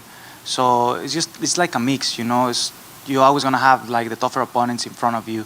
So it doesn't matter if I'm not fighting Max Holloway or Allen right now or any other guy in the division. I think eventually it will happen. It's just a matter of time, and that's it. And with the way your fight with Brian Ortega finished and going into your next fight, it wasn't the ideal way to finish a fight. So does that kind of sit in the back of your mind going into your next fight? Like, I hope this fight actually finishes as a fight? Well, that's up to how you see it, right? Because I did everything, it was in my hands to finish the fight. It's sad that people think that Brian Ortega's arms falling to the ground by itself, the shoulder, by itself, by no reason. It's just stupid to think that way, but if people wants to look down to that win, that victory, it's okay with me, I know what I did, and if people doesn't understand, then I'm fine with that. Thank you. And what's your thoughts on Australia? On Australia? Who asked that question? Just over here, sorry, dude. Oh, it's a beautiful country, brother. I always wanted to come here since I was a kid, and it's just the weather is nice, people is nice. I haven't been able to really taste the food here because, of course, I'm on a diet, But my family went out yesterday. Everything looks delicious, and I can't wait to enjoy the country a little more. I was talking to a member of my team, and he knows some people here. I have a couple of friends from Australia, and I can't wait to go to the ocean and do some sport fishing or whatever I can in order for me to get to know the country even more. Do you get to spend some more time after the fight? A couple of days or? My friend right here, who is my training partner as well, Marco Beltran, is a UFC veteran as well. He's fighting in Paris for the 145 pounds belt in there in RS company. and we're going right after here to help him out. So I'm gonna go to help him out. So. And one last question. After it's all said and done, how does Yair Rodriguuez want to be remembered? I don't know if I want to be remembered or not. It's just, I'm just living, and if people remembers me, then I'm fine with that. If not, then I hope just make a change in somebody's life, a positive change in somebody's life. That's it. Thank you. Thank you. Yeah, one more. How do you see the match between Max Holloway and Arnold Allen playing out? That was just announced. Well, I think Max Holloway has more tools than what people think, and it was probably the toughest fight I ever had. It's really, really tough, and I think Allen has really good opportunities against Max Holloway, especially if he's in submitting him, because he's really good in the ground. But I think just Max Holloway is so experienced, bro, so experienced. Not because of no reason. He was one of the best pound for pound ever. So I just think the experience is going to play a big role in that fight. Then last one for me, I have to ask, we saw your reaction when Brandon Moreno won the interim title in Dallas. That clip kind of went viral. You didn't get to watch it there in person when he won the undisputed belt in Brazil. So how did you react at home watching Brandon win? No, I was pumped, but I was hanging out with my coaches and some of my friends in my friend's house in Mexico, and I was just sitting there in the floor, enjoying the fight, and I was fired up because I saw Figueiredo trying some, dirty punches in there, like a kick in the floor and stuff like that. I was like, hey, I was just getting really pumped in the fight, But as soon as I saw him winning the fight, I knew. I actually mentioned it in the interview before the fight. I think the fight is gonna be over in the second or third round, and that's what happened. So I'm really happy for him. And Brandon has a belt. You're fighting for a belt. Alexa Grasso is about to fight for the belt. Irene is probably in the #1 contender fight. Are you hoping the UFC goes to Mexico this year for a pay-per-view? 100%. I think regardless of what happened in this fight, or the UFC is going to Mexico, and they're building a UFC Performance Institute as well. I think September, which I think is amazing. It's amazing for the next generations. We're getting old. We're gonna get there eventually, and it's gonna be time for the new guys, for the new era to come and take over. So I'm happy for that. Good. Thank you, guys.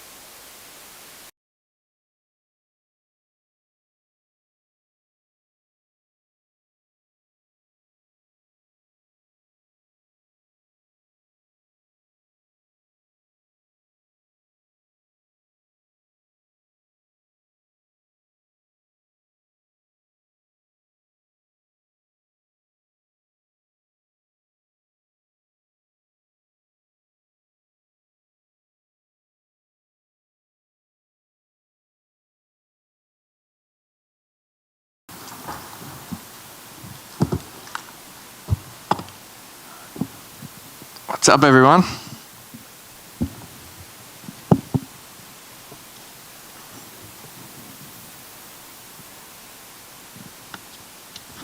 We're obviously only a few days away from, a massive pay-per-view here in Australia, a country that's been, starved for a big event like this. So what are the emotions now that camp's out of the way? Just got to make weight and then go fist fight someone in front of a sold-out arena. Yeah, the only advice I got from sort of some athletes who have gone through similar things was to try and slow down and take it in a little bit because it goes really quick. So I'm just my weight's good, so I'm not stressed about that. So for me, it's just taking it all in, enjoying the process of being here, and getting a fight day in good shape. Were there moments in camp where maybe you didn't want to allow yourself to view this as the enormity of this event and just treat this as another event? When Josh Kulabov was in here and he said that he had to kind of convince himself that this was a massive event, do the opposite. Yeah, I think I was pretty lucky in the path that I took to get here. I was the #1 guy in Australia for a few years before I got my shot on Contenders, and then Contenders is kind of a halfway house for the big show, which is the UFC. And then, so I think I've kind of been broken in on my way here. So it kind of feels normal to me now. But yeah, you don't know when you get out there in that big RAC arena in front of the Perth crowd whether it's going to turn around. But you don't know what you don't know. So I'm just taking it as it comes. Then your opponent, obviously, Don, he had a 30-second knockout loss in his last fight. So is the blueprint there? Did you learn enough about his skill set in there, knowing, like, after watching that? Nah, look, for me, scratch that. Like, we're both debutantes coming in here off win streaks on the local scene, as far as I'm concerned. To look at someone taking a fight on 5 days' notice to get into the biggest promotion in the world against Sadiq Yusuf, who's a top 10 guy, and take that as, you know, some kind of practice run wouldn't be right for me to do my camp properly. So the way I treated it was that he's a winning guy. He's coming in from the local scene. I'm a winning guy coming in from the local scene via contenders, and we're going to find out who's on the upward trajectory from here. Is it difficult fighting another guy from the local scene? Would you rather have someone, you know, fly in from the other side of the world to fight you in enemy territory? Well, that's what he's doing now, flying in from, I think he's from the East Coast, and I did that trip last time, and I did it on short notice, so I know it's pretty tough. But, you know, if I'm honest, I want him here in good shape. I want to be able to put on my skill set against someone who's going to stand there and go. Then unrelated to this fight, but can I ask what your fighter nickname means? Yeah, so there's a famous Australian racehorse called Farlap. It's an anatomical freak. It has a heart twice the size of a normal racehorse, and it's kind of a bit of a colloquial phrase here that someone, you know, has a heart as big as Farlap. If somebody doesn't give up, or somebody is quite dogged in and determined in what they do. So yeah, that kind of name was bestowed upon me by one of my coaches as I was coming up, and I've just stuck with it since then. And final one for me, how do you see the main event playing out between Alex and Islam? I think Alex is going to get into that sort of end of the third round and really find his feet. I think the first 2 rounds are going to go how people kind of see it going. Maybe Islam takes him down. Alex tries to get back up. Maybe he shoots again. But the class that Alex has and the fitness and the pace that he's able to put on, nobody understands it until they get in there with him. You know, Max Holloway is known as a cardio freak, right? Everyone was pretty broad on that. And then when Alex went in there with him and went 5 rounds and 5 rounds, Alex was the one putting the pace on. So I don't think it's going to be any different here. The weight cut's going to be cruisy for him. Well, we don't know, you know, Islam's going to be cutting weight. So yeah, I think after midway through the third round, Alex will take over. And Jack, is there any pressure to stand after being called a one-trick pony by Dana White? No pressure outside of that. I want bonus money, right? Like the fastest way to get bonus money is to do good shit on the feet. So that's what I'm here to do.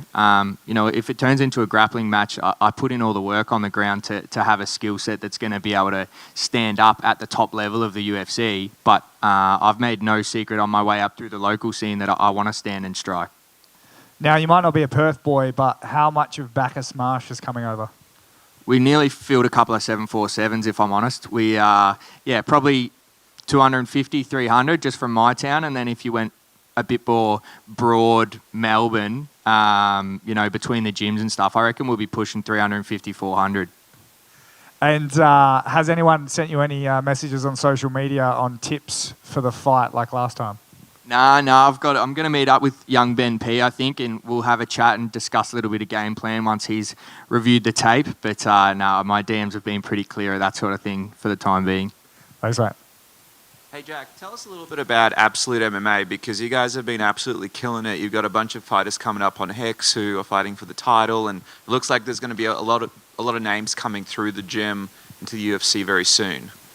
Yeah, well, you know, from when we all started putting that team together, probably about 6 years ago, we were all quite certain that once somebody sort of broke down the door and opened that door for us, that we were all going to get in and we were going to be known as one of those gyms. You know, you saw it with City Kickboxing, where relatively unknown gym, and then they're all putting in the work behind the scenes. Then one guy gets in, and then that opens the door for everyone else to come in and do really well. And now they're one of the biggest teams in the world. And I really believe that at Absolute we're going to have something similar happen, and I'm going to be the one leading the way. How you going, Jack? First of Good, all, mate. as a How are you? Kiwi, I'm great, thanks, mate. First of all, as a Kiwi, I just want to say Wikipedia says Far Lap's a Kiwi horse. New Zealand bred horse, Australian trained. And then we could probably debate Pavlova as well, where that started. But coming to like a massive stage and it being another kind of thing you have to think about and deal with, and the stimulus and stuff when you're walking out, have you kind of taken any mental preparation or seek any help to kind of how you're going to cope with it? I think at the end of the day, you don't know what you don't know, as I touched on earlier. So if you try and prepare too much to feel a certain way or calm yourself down, and it's not that way, you can kind of throw yourself off anyway. So I'm just preparing as normal. And, I've never had a problem being the center of attention. I've never had a problem having all eyes on me. So walking out in front of, 15,000, for me, it's just a bigger platform to do what I've been doing for the better part of my whole life anyway. Like I said, hopefully that carries through to when I'm actually walking out. But, I can only go off what I know, and what I know is that I like being in the middle and I like fronting up.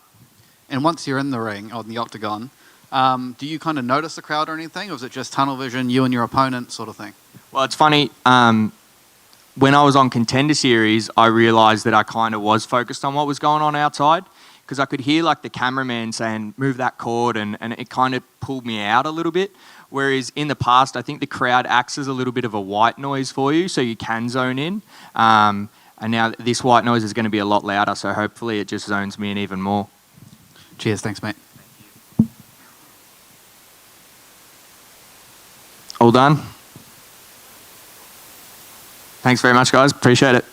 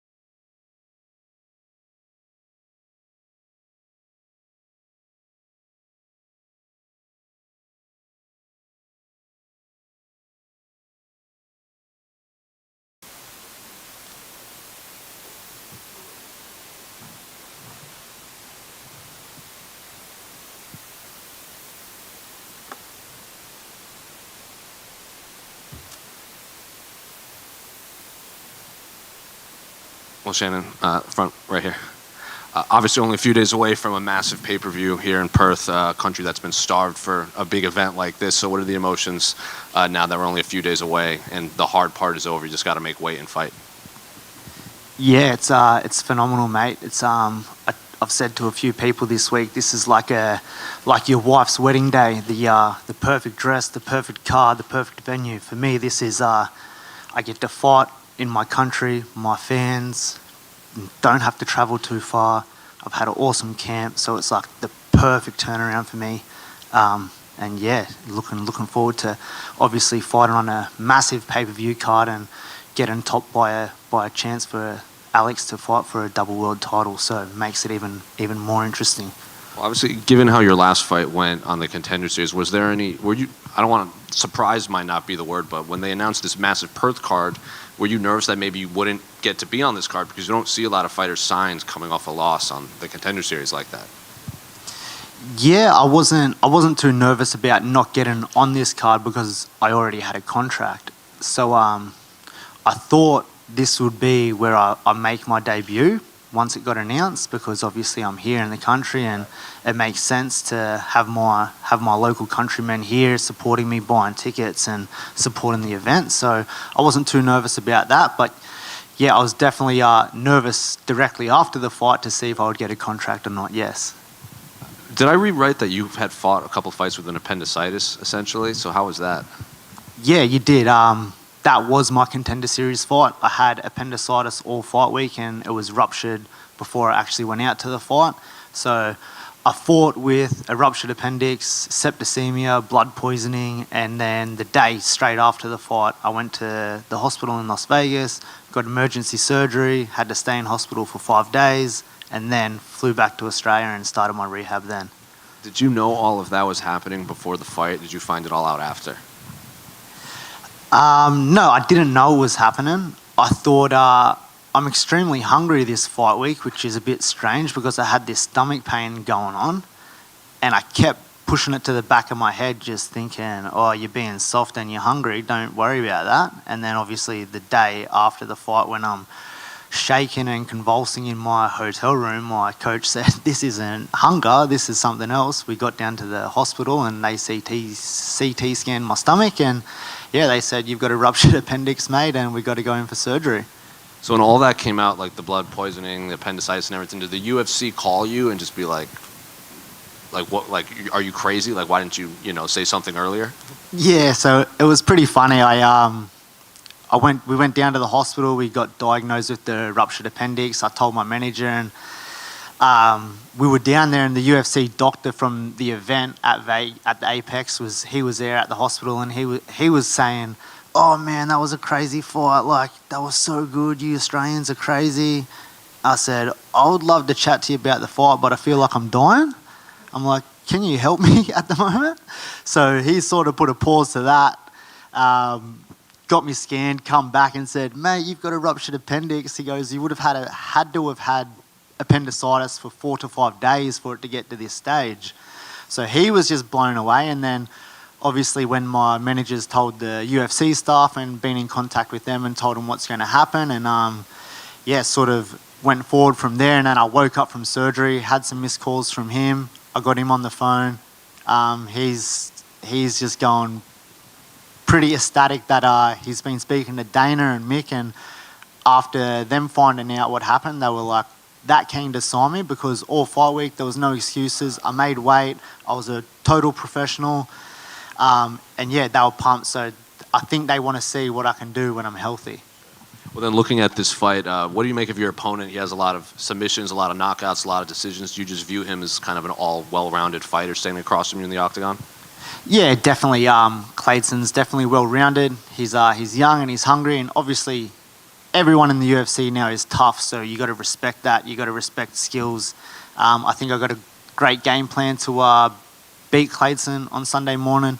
And yeah, definitely just got to be smart, got to be strategic, not get in those crazy firefights like I did on the Contender Series, and yeah, use my game plan at its best. And I think you're the first Australian from this part of the world fighting on the card, correct? Like the one before you has a Brazilian and I believe a Dagestani fighting. So is there any extra pressure to kind of set the table for the rest of the fighters above you?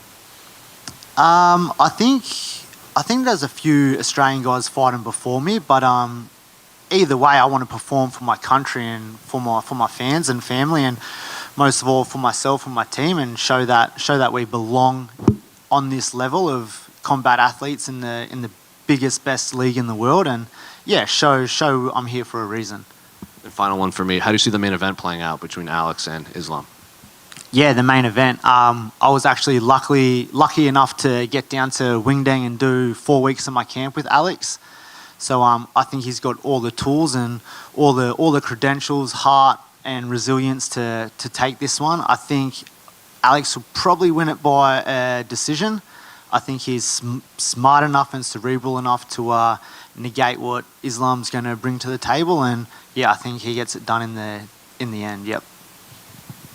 And Shannon, you got your contract coming off a loss, but it was because of your toughness and your ability to put on a show. Is that extra pressure heading into this fight? Like if you just grind out a decision win, it's kind of not why they brought you in. Do you feel that pressure to go out there and bring fireworks? No extra pressure, mate. That's how I fight all the time. You would have seen some of my fights here in Australia on the local scene, and that's how I always fight. I don't plan on changing how I fight. Obviously, that's not why I'm here. You've heard Dana say, like, these guys come over from Contender Series, they brought you over for a reason, and then you change the whole way you fight to be safe and try to squeeze out a contract. That's not in me. That's not any part of my fighting style, and I'm not going to change now. And can you talk about how instrumental your wife and your family is, as you've mentioned previously, how close you were to walking away from the sport? Yeah, definitely, mate. My wife's massive. She pretty much made me have another fight, and then we got awarded the Contender Series contract. So without her, I wouldn't be here right now. My kids and her, like, obviously that's why I do this, and I train hard, and I really push to be the best man I can be. So the start of 2022, when COVID was still happening, I was ready to quit, and she pretty much forced me to, like, no, you got to stick at it. You're almost there. You're gonna get it. And literally within a couple of weeks of signing a fight locally, the world starts opening back up, and we get that Contender Series contract. And yeah, here we are now, 2023, pretty much a year from the date I was about to hang him up. Thanks, mate. Best of luck. How you going, Shannon, over here? G'day, mate. How are you? Yeah, not too bad. When you found out about being signed up to the UFC after you woke up in hospital, did it take a wee while to kind of process that? Because I imagine you're still kind of drugged up and stuff like that, just waking up. Exactly, mate. I was pretty much straight out of the surgery and jumped on my phone, had a few missed calls from the wife, had a few missed calls from Denny, my manager. I called him back, and then he's telling me all about it, telling me I've got the contract, and I was like legitimately thinking I was hallucinating. I was like, is this real? What's going on here? Like, I lost, I've just got a big hospital bill, and now I'm getting a contract. I'm like, I don't know if this is really happening. And then obviously, yeah, a couple of hours later, and we talk a bit more, and I sort of come back to life a bit, and yeah, it sort of took that little bit to set in, and yeah, pretty ecstatic feeling waking up from surgery, having that contract awarded to me. And you said that this is kind of like the perfect wedding where everything's kind of fallen in place, but could you picture something being slightly different for a perfect debut?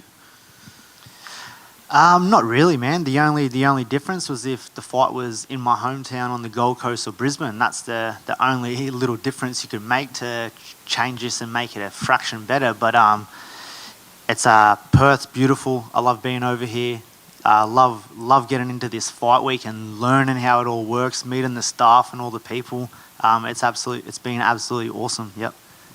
And last question from me. Going into your first fight on the big UFC stage, have you taken into account any kind of nerves you'll get walking out in front of a big crowd and anything like that? Not really. I think a little bit of nerves is good, right? If you use them in the right way, they can help you perform, help you do what you need to do. I've fought internationally before. I've fought on big shows in Australia before.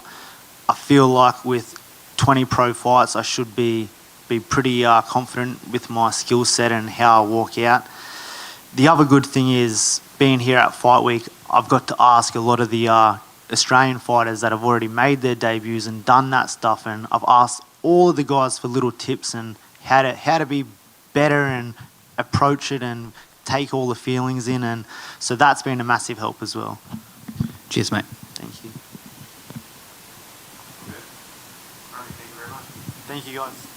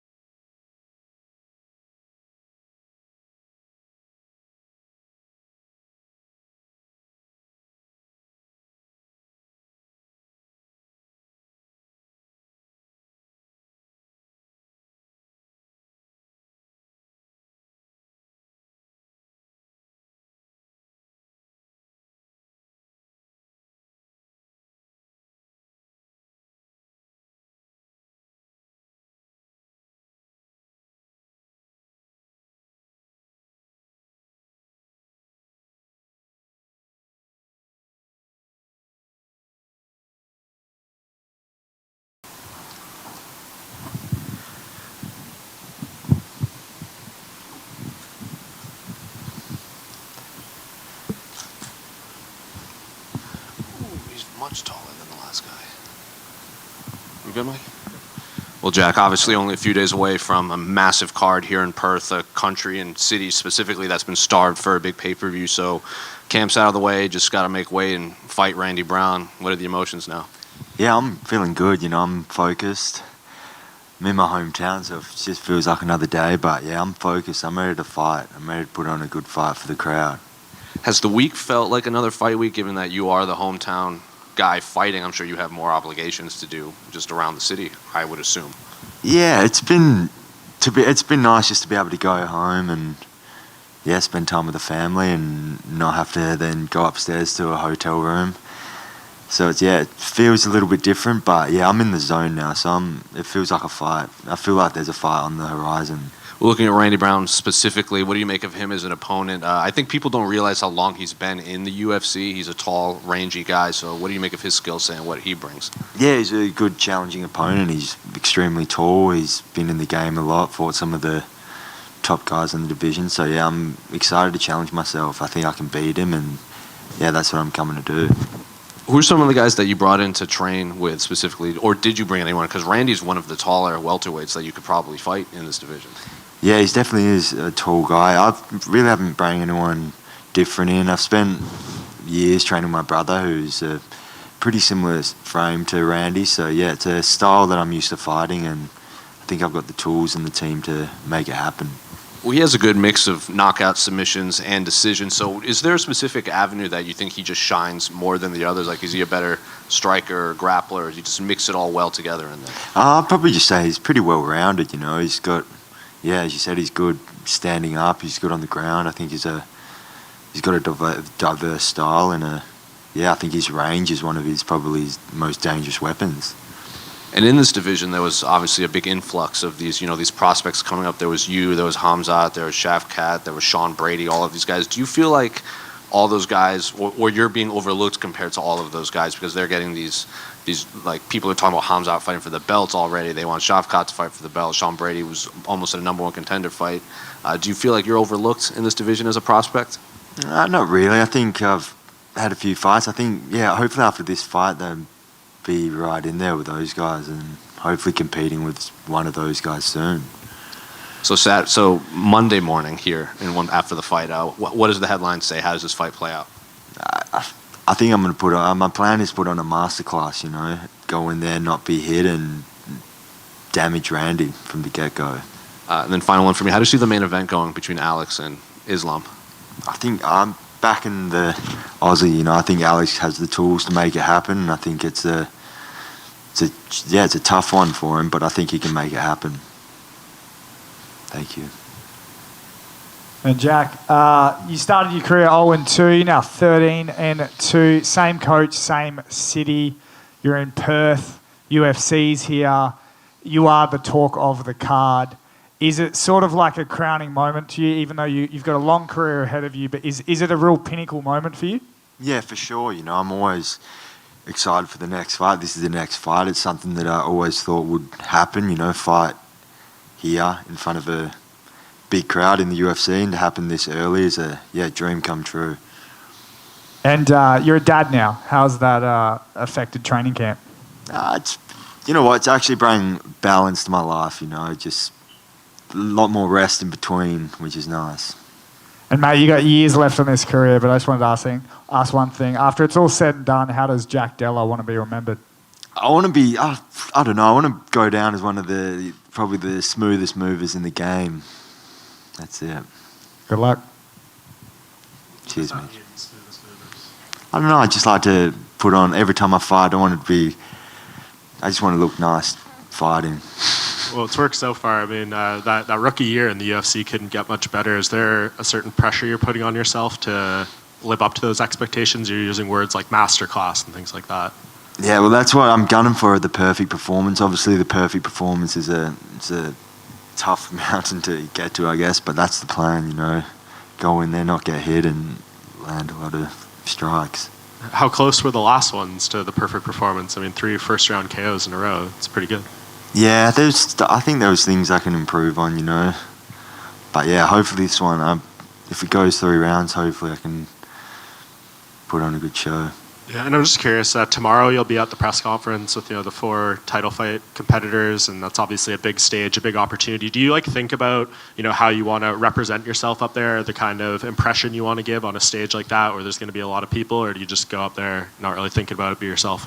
Yeah, just think I'm focused on the fight. I put all my focus on the fight, and this stuff is just bonus. But yeah, the fight is what I'm after, and I want to put on a good show. Yeah, I just wanted to get like a prediction on Usman versus Leon Edwards for the title. I think Leon can do it again. I think he's probably. I think for rematches, when the younger guy wins the first time, I think he's probably going to win the second time, and I think he's got the skill set to do it. And I think it's Usman's time has been, and yeah, I think Leon will get the win. Hey Jack, how you going? Good, thank you. Coming in after 3 first round knockouts, does a kind of sense of complacency kind of build where you have a fight coming up and you're like, yeah, no, I'll get this done? Or do you, in the prep, are you always like, no, this could go 3 rounds, I've got to be prepared, and you have like a team that kind of pull you in, or do you not kind of have that problem? No, I'm focused. I'm ready to go 3 rounds. That's obviously what I've signed up to do, so yeah, I'm ready to go 3 rounds. If I can get it out of there early, then that's just a bonus. And you mentioned how you're just focused on the fight, but you are fighting about as close to home as you can fight. Yeah. And this is all your family and friends supporting you. Do you feel any kind of pressure going into that, or is it kind of a fire that lights up underneath you? Yeah, I think it's the pressure. I think it is an important thing, and it would just make the win feel that much better.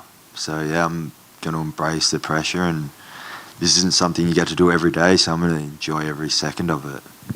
And it might potentially be the only time this happens, but how are you feeling about having a fight and then going home to sleep in your own bed? Yeah, it's incredible. That is a big bonus. Go home straight after the fight, eat these food that I'm used to eating, and just continue on my life the next day. Cool. Cheers, mate. Darren Till mentioned that he trains almost exclusively in Liverpool, and then he went over to Thailand and he picked up a lot of extra skills and what have you. Does that interest you in the future, maybe, of going outside of Perth? And if so, where would you ideally want to go? Yeah, no, I think this year I plan on going to Thailand at some point, take the family, have a little holiday, and it's a good excuse to holiday and get some good training with different people. But yeah, my team at the moment is getting the work that I need to be done, and that's what it's about. Sweet. Thank you.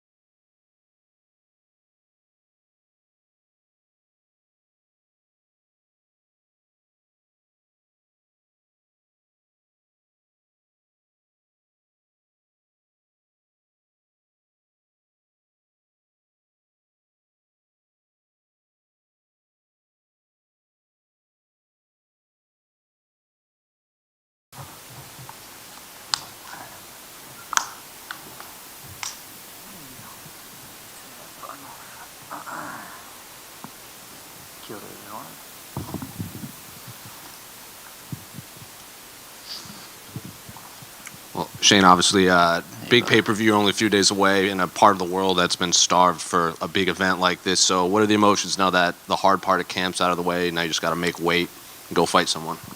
Yeah, I feel real excited. I haven't felt this excited for a fight in a good long while. Like, feels like I'm a teenager again, just like real hungry and waking up with the fire in my belly.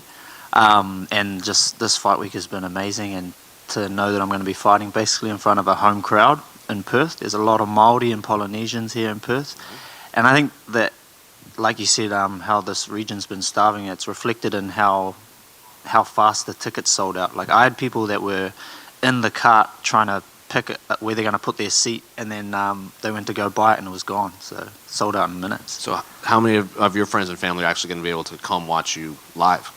So I've got two. I got my younger brother and my best friend Gina G, who's also an MMA fighter. We call her 5 under 6 because she got 5 babies that were under the age of 6.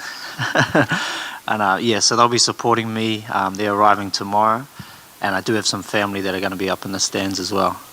It's obviously been a while since we saw you here at a media day. I think your last fight was UFC 260, and that was the last pay-per-view in the Apex, and since then they've gone back on their own. So what was the reasoning for the long layoff? Was it just injuries? Was it to sharpen your tools? Was it your choice for this long layoff? Yeah, it was a bit of like the last two, to sharpen my tools and the choice to want to take this time off, because I was sick of fighting in front of the Apex or the empty arenas. Like I love the energy of the crowd, and I like to perform for the crowd. So it just, this is my 15th year of fighting, and I didn't work this hard for this long to fight in front of like 40 people.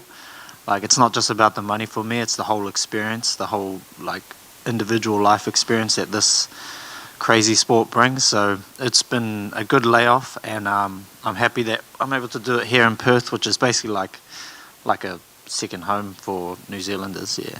And what do you make of your opponent Blake, a debuting fighter, a lot of submission wins on his record for however many fights he's had? So what do you make of his skill set that he brings into the octagon? We'll find out like on Sunday when I'm standing across the cage from him, but I know that he's like older than me, but he's had like a third of the amount of fights than me. So I know that experience is gonna lend a hand to me. And I don't think he's fought in front of a crowd this big and in hostile territory, so he's going to be under a lot of pressure. I always put myself under a lot of pressure, more pressure than any fighter could ever put on me. So I'm just looking to perform well. I respect him as a martial artist and as an athlete, but I just know the hard work that I've put in, and I want to show it on Sunday. What's it like seeing all those billboards with your face all over the cities? Yeah, that's pretty awesome. That's my good friend Kent from Lumo Digital. So he's just a good supporter of combat sports in New Zealand. He also got King in the Ring, which is the premier kickboxing event in New Zealand. He got them on the billboards as well. So it's just awesome to be able to have a platform to promote something like that, to use the networks that we've created through like everything that we've done, and also to help my sponsors, like to promote them more so in the future. So you knew those billboards were coming. He didn't just put them up and not tell you? Yeah, I did all the groundwork. Like, I went and got the photos done from a good friend, Pat McPhee, and then I got a digital designer to make it up, and we made all these drafts back and forth. But other than that, he made it easy. I just sent him the files. He gave me a few different sizes, and then now they're all over the country. And the final one for me, how do you see the main event playing out between Alex and Islam? Yeah, I think it's going to be what we've not seen from Islam, other than the time we got knocked out, which was like pretty flash KOs. Like, we've not seen that look of desperation or like I've seen it heaps in my fights. When you break a man, you can see it in their eyes, and I think we're going to see that from Islam. No disrespect to Islam, I just mean that I know the kind of pressure, not just physical pressure, that Volk puts on, but he can nullify your offense, and then he keeps bringing his offense on, and I think we're going to see that in the 4th round, that we're going to see Volk basically break him down, stop all the takedowns, get up from any takedowns, and then just keep pouring on the offense. And I think, yeah, it's going to be a hard night for Islam, but respect to both fighters. But yeah, I think a 4th round finish from Volk. Shane, you were one of the last people who actually fought Volk at lightweight. and I just wonder, like, what does 155 Volk feel like actually in there? Well, so we fought it was a catch weight bout because I took the fight on 8 days' notice. So it was at 150, and so he was 150 pounds. I mean, that was 2017, November 2017 as well, and he is by far the strongest person that I've ever fought. And I think it might have been Dan Hardy who said, but he said he's like a Lego brick. He just clicks into you and he just presses you against the cage, and it felt like that. It was like the squeeze was like a welterweight or a middleweight being pushed up against the cage. So much so that like my back looked like I was sunburnt, like after the first round. But from then to now, Volk's gotten way stronger. His punches are way stronger. He looks so fast from what I've seen in the build up to this fight. He's not lost any of his speed. And we know that his gas tank is like top tier in this whole sport, let alone his division. Well, dude, you look stronger as well. I know you've been working with Steve Pipe for about a year now, and the photos show the results. You're looking in great shape going in here, but just talk to us about how you're feeling physically and what kind of difference that's made compared to the Shane Young we would have seen a couple of years ago. Yeah, so shout out to my bro Steve Pipe. He's a former fighter as well. So he fought all through China and Thailand, and he actually worked with some of the top tier Muay Thai fighters like Superbon Bunchamek. So he knows what it takes, what fighters need in terms of like athleticism to be strong, and not just strong with weightlifting, but in terms of durability and conditioning. So that's really transferred super so well into this fight camp, because this fight camp has been, you can ask Tyson, you can ask Janae Harding, who's a fighter for another division, that this has been the hardest fight camp that most of us have ever had. And I know it's probably at 2 to 3 times harder than any fight camp I've had before. But in terms of the frequency and how hard we're training, like 5 times a day, but 5 hard sessions. But my spirits have been so high, and I think that's like the things I'm doing outside the gym, but coupled with the fact that my body is so much more durable from the training with Steve. Yeah. Just quickly as well, New Zealand, when do you think we might be able to see a card back there? Do you have any hopes that it happens soon so you could fight in front of your home country, in front of your people there? Yeah, I know there's a big end of year card here in Australia at the end of the year, so I'm hoping to get 2 more out this year in this region, like Singapore or Oceania region, and then to try and get pushing so that next year in 2024 that we can get a big card in Auckland City. Yeah, that's my hopes. But I mean, if we do it 2023, that would be amazing. And Shane, just wanted to ask, is there any specific reason as to why the camp's been so hard? Like why you guys have picked it up a notch? There's not just one specific reason, but one thing that I thought of like an X factor is that, I've been in the UFC since 2017, and Dan much earlier than that, but Kai, Bloods, Carlos, Israel, they've all come into the UFC. We've only been in the UFC 6 years, but in that 6 years, all the guys that are not in the UFC have just been getting better and better and better. So the mat level of our gym has just risen so high to the point where these guys are as athletic as UFC fighters, they are conditioned as UFC fighters, and they've got the skills of UFC fighters. So we have these light sessions. We're just light grappling, let's say, but it's like you're just training with 30 other UFC fighters. Like, there's only 6 on the mat, but really the talent pool that we draw from now in New Zealand is it's massive. When you speak about training with other UFC fighters, Volkanovski spent some time at City Kickboxing. You've fought him before. Have you guys interacted while at the gym, and is it awkward? Nah, not at all, bro. I mean, even right after we'd interacted a little bit before the fight. And I think that's why he gave me the nod, because I remember when it happened, he had 2 or 3 guys pull out, and then he just was like, I don't want to fight him because he's like a mate, but it's a bit of an opportunity if we can make it happen. But we've been on good terms before we ever fought, and only better terms since then. And yeah, he's just a stand-up dude. And in the next face-off, will we see another haka? And if someone extends their hand to shake your hand during the haka, what will happen now? I've been, in this 2 years, I've been taking time off to get more reintegrated with my, that's definitely not the right word, but just touching up on my Māori culture, and Now, I'm going to let the time for any performance of that kind happen directly after the win. So hopefully there's a lot of Māori out there in Perth that know the haka tika tonu. It's a great haka, but yeah, before the fight, it's not really time to like speak or put anything out there, but I will have something prepared. Awesome, thank you. Kia ora, Shane. ora, Ki te bro. pehea koe? Tino pai aho, brother. Pai ana. Coming off a bit of a 2-year break, you can train in that time, but something that I imagine you don't really do for fun is cut weight. So how are you feeling getting ready for the fight and having to cut weight again? And do you have to go through some of the intense stuff you see, or is it normally just a bit of a diet? It's just been a good diet. Like I work with Geordie from the fight dietitian. He's been monitoring everything throughout camp. And I've put on a lot more lean muscle, which is actually really good for cutting weight because you hold the water. I'm pretending to sound scientific. I don't actually know. But yeah, apparently more lean muscle means that you can draw from that water from the muscle. So now this fight week has been really good. Eating well, staying plenty hydrated, and nothing different to last time. Was your fight camp affected much by the floods that happened in Auckland? Well, our gym is very resilient. So it was happened on a Friday night. I trained like 30 minutes before the flood started happening, and I drove home, and then it just started pouring down. I got a video from Eugene, and the gym was flooded out. Like it was for like an hour and a half. It was just pouring rain. Apparently, we got a winter's worth of rain in 1 hour. But we're so resilient that the very next morning we trained, the very next night it was flooding for a couple of days. We just kept lifting the mats up, like making it work. We ended up sparring on the concrete instead of on the mats, and just did Shark Tank, but like in a different way. When that mat was too flooded, we went upstairs into a much smaller room, but we just made it work, and we got like a lot of hard training in over that period when a lot of other gyms would have been shut.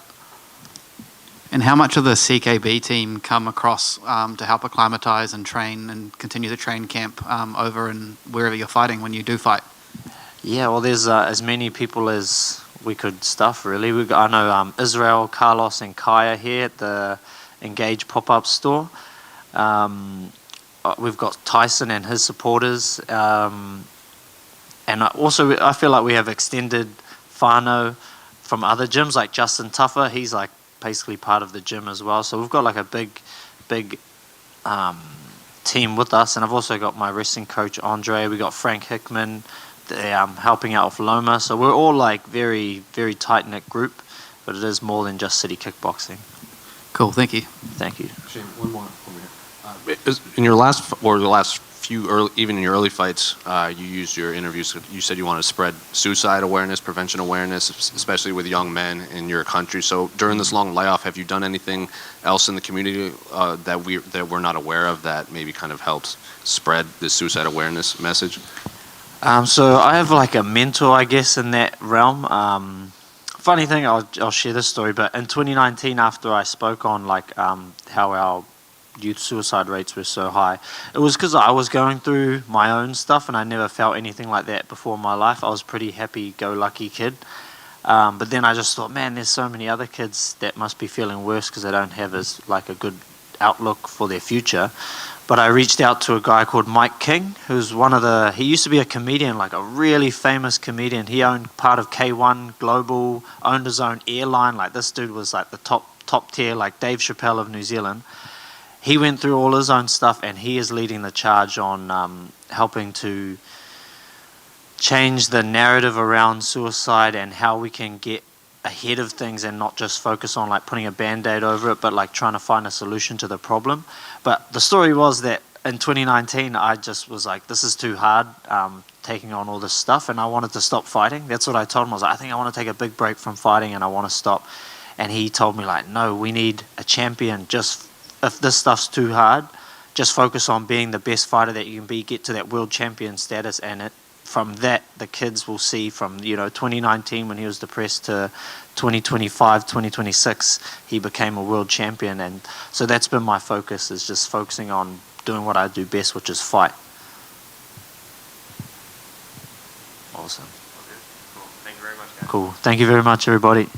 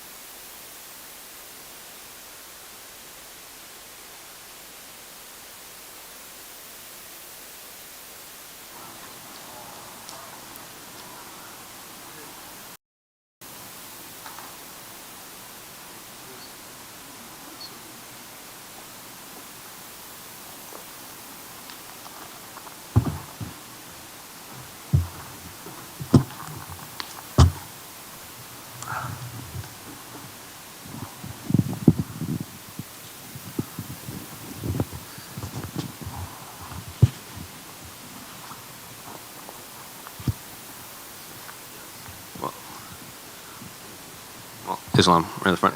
Obviously, you've been here in Australia for a bit, preparing to fight Alexander Volkanovski. How has camp been? How has Australia treated you since you've been here? You know, when I came to Australia, I was so surprised how the people know MMA fighters, how the people know me. Like, maybe honestly in the Russia, not people know me like here. And they always wish me like good luck and, you know, very, very good people. I just feel that we came before 20 days for the jet lag, for the weather, you know, the different. And we spent good time here. You asked for this fight after you beat Charles. You wanted to fight Alex in his home country. Why did you want to fight here? Is it to claim his number one contender spot in front of his fans? If I just defend my belt, someone like, I don't know who is the next there, but it's not same, you know. If I beat Volkanovski, I'm gonna be pound for pound best fighter in the world. This is my dream. That's why we call Alex. Do you believe Alex Volkanovski is the number one fighter in the world, or is it just the ranking he has right now? No, I believe he is a best fighter in the world right now in the rankings, of course. But I know I'm the best fighter, best MMA fighter, because I have all skills. Striking, wrestling, grappling, I'm a best MMA fighter, I believe. He also was, when he weighed in, he wanted to fight you. As soon as you won, he wanted to fight you. Can you remember another fighter calling you out like that? Because usually you seem to be avoided. You know, the game is changed when I take the belt. Now the people, all fighters, know my name, you know. Before they try to avoid me. But for him, you know, it's good fight. What he gonna lose? Belt, nothing. He just come to the fight, make money, but after that fight he can step his division and be there like champion. He not losing much on this fight. There's been a lot of talk of the promotion of this fight online, whether there's not a lack of promotion or not enough promotion. Are you happy with how this fight has been promoted? You know, I say something in the media, this fight not promotion, but Dana sent me message and show me all the rankings, all the, like, you know, all the stuff, how they promote, how they sell. Now I understand. Because I don't follow this game, how they promote, what they did, but they promote a lot. That's why we don't have tickets. And then I say, pay-per-view, it's high, you know, maybe like it's gonna be maybe number 2, 3. And so, what is your official prediction, if you have one, for Sunday?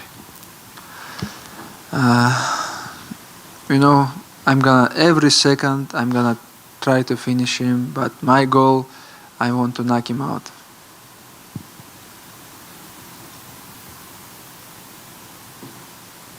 You had that break of like over a year in 2019 to 2021 where you weren't able to fight, and you've been pretty active since then, and I know that was kind of Khabib's advice to you, to be active, and you would be where you're at right now. Is this the schedule you want to continue to keep, to be fighting this consistently? You know, I'm not like regular fighters, like after fight I take 1 month, like next day after the fight we still training, we went to the gym every day. That's why, but 1 year I didn't have 2019, I think, because many things happened. Our coach died and Corona, all this stuff. But I want to always be active because now I'm 31 right now. Next, how many years? I have 3-4 years. I have to fight like 3-4 times 1 year. Is that when you think you'll be done in 3 or 4 years? I don't know when it's gonna be done because when I feel like I cannot. Now I feel every training camp I improve. I show the always good,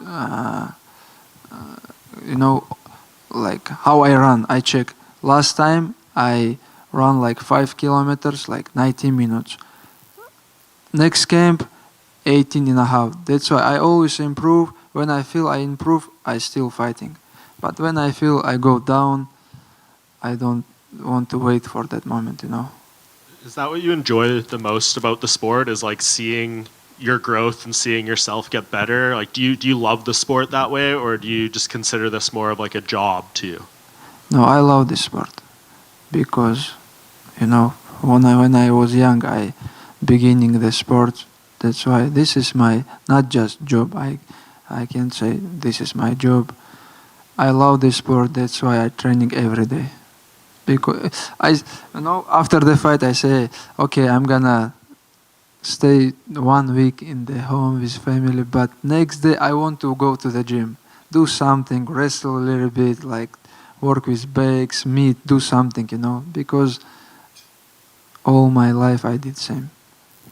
And you will take a little break coming up, right, with Ramadan and everything, and that'll be kind of some time for you to not be, thinking about a fight. No, we're still training in Ramadan, not hard, of course, but we're still training, and I just gonna waiting for the call from UFC. I'm gonna be in good shape. Awesome. Thank you. Hey, Islam, over here. Just out of curiosity, we were speaking to Javier Mendez, your coach, and he was saying how, you're obviously looking after everyone very well on the team, and there's quite a big team. Apparently, is it true that you spent $1 million on your last training camp? And I'm curious how much you spent for this training camp. You know, now I have money, but we don't care how much we spend. We just spend how much we need, you know. For the training camp, I have to bring people who I need, like not just my sparring partner. I bring the people who I feel good with them, you know. I bring like maybe almost 15 people come here. We book some hotel very close, not Hyatt, other hotel. We stay there. Everybody have on his room, and you know, because after that fight I'm gonna make money. And for the fight, I have to spend some money. I wanted to ask you this also, just because this was said a while ago, but you haven't had a chance to respond yet. Bobby Green, your previous opponent, did you see his comments about you by any chance? What he say? Basically, Bobby Green was talking about your strength, and he was making some serious accusations. He said, imagine if somebody was given steroids from the age of 10. I'm just curious, like when you hear stuff like that, what do you think? I don't know.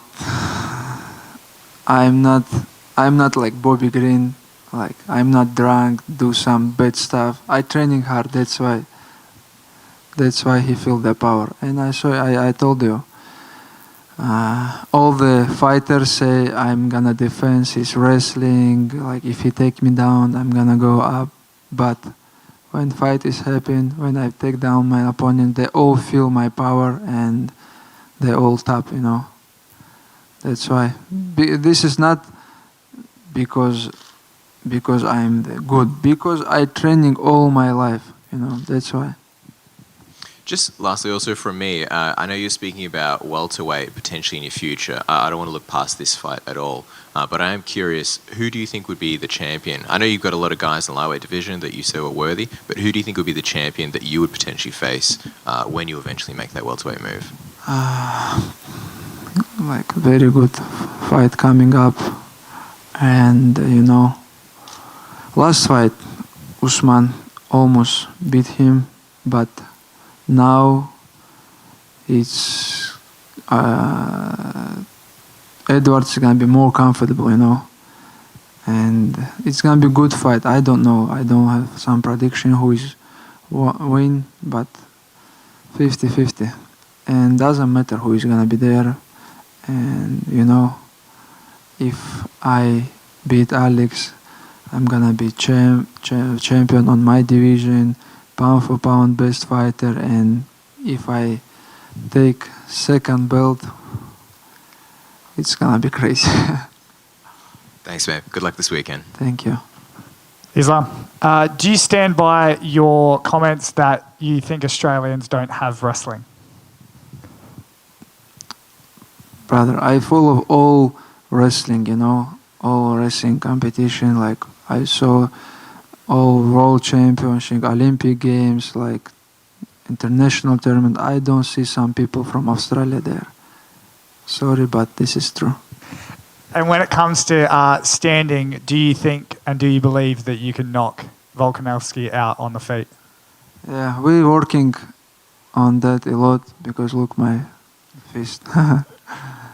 We were, my goal. I want to knock him down, knock him out because I have everything for that, and I just because last fight I say before the fight all week, and I say the media I want to choke Oliveira because he have most finishes in the UFC and what I did, and same goal here. I want to knock him out. And finally, after it's all said and done, how does Islam Makhachev want to be remembered? For sure, not just best fighter, not just champion, like person. I want to people know me like never do something bad, always follow rules, religion, program. I never drank or do this bad stuff, and never smoke. When the kids look at me like fighter, I want to know just not like best fight. He's not just best fighter, but he's a good person. Thank you. Islam, I'm just wondering, just going back to the welterweight thing, what does welterweight Islam look like? What are some of the advantages that you find when you're a little bit heavier in the gym compared to when you cut down to lightweight?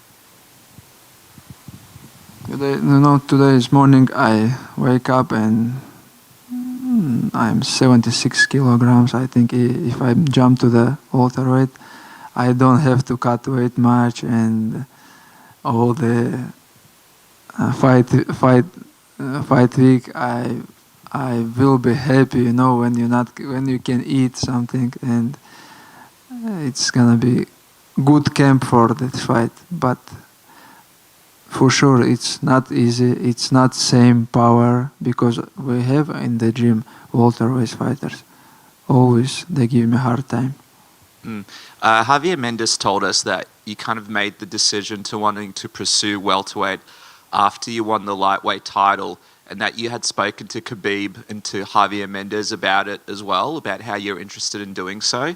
So I'm just wondering, what was the conversation like with Khabib when you told him that you have this goal of potentially going up to welterweight, and what was his reaction to it?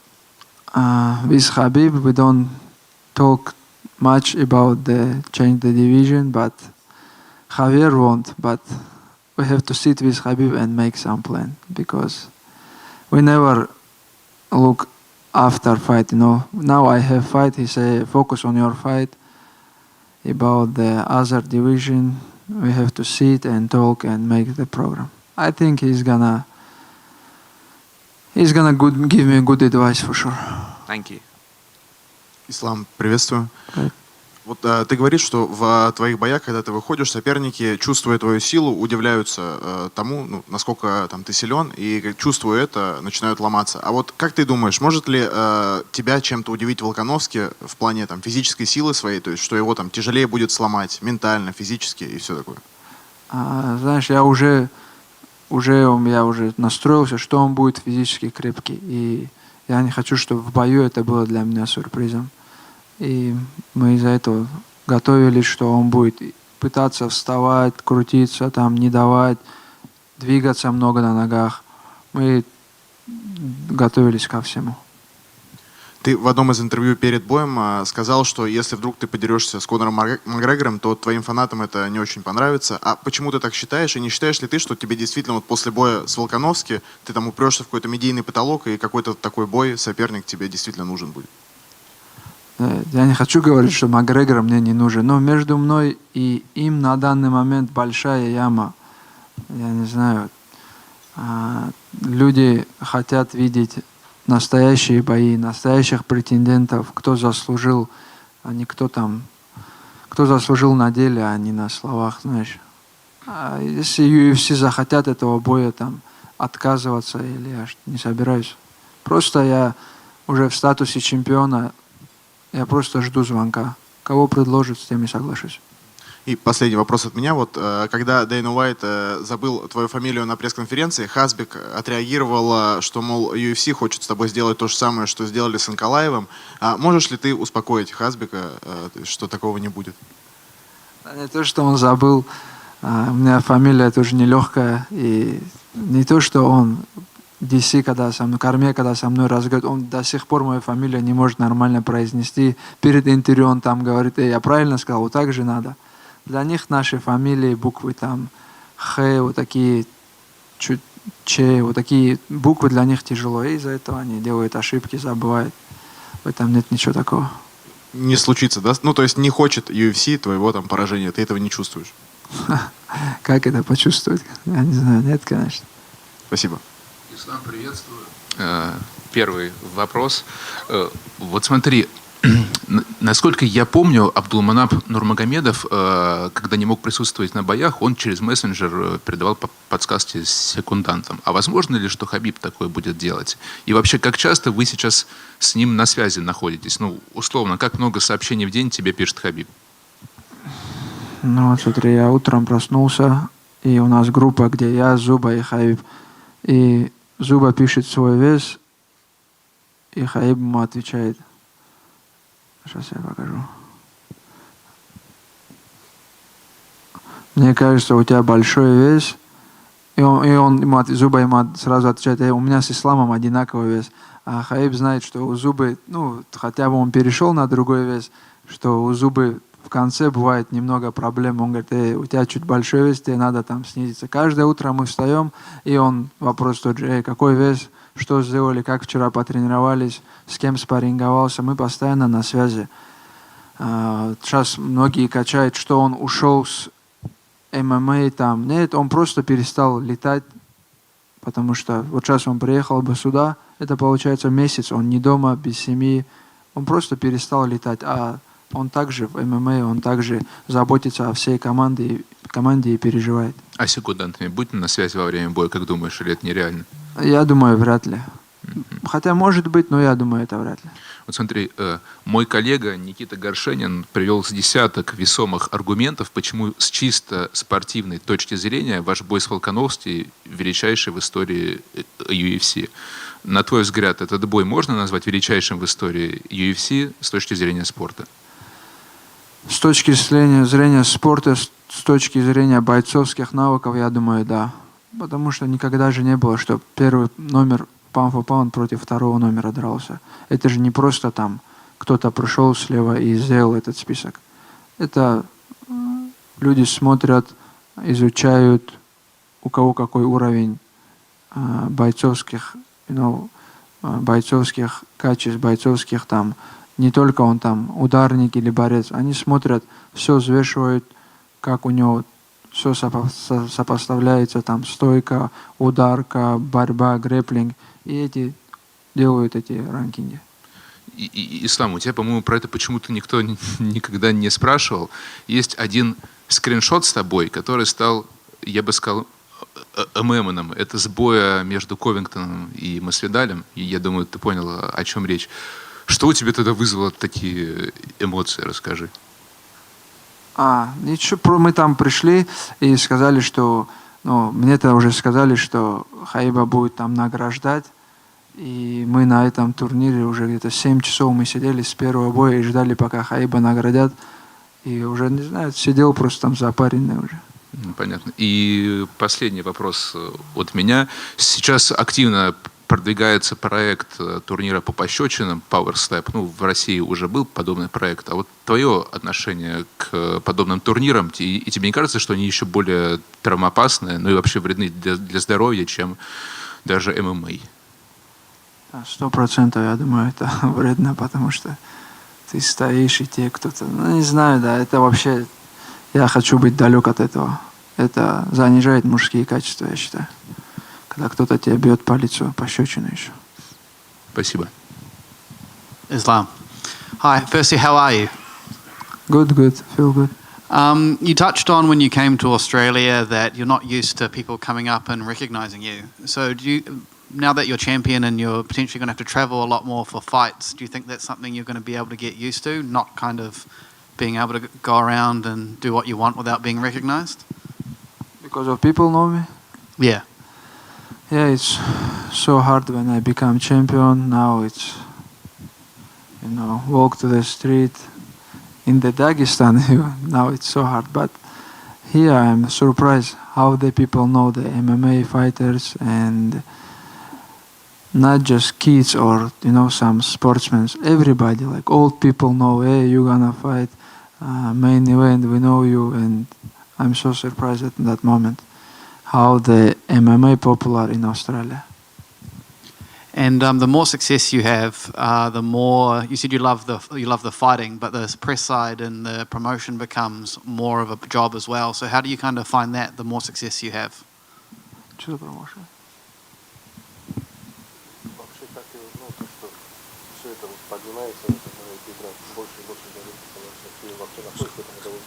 Что становится? Sorry.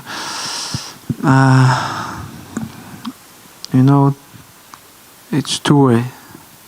It's I want to walk with my family, go somewhere, sit some restaurant, but it's not possible now in the Russia.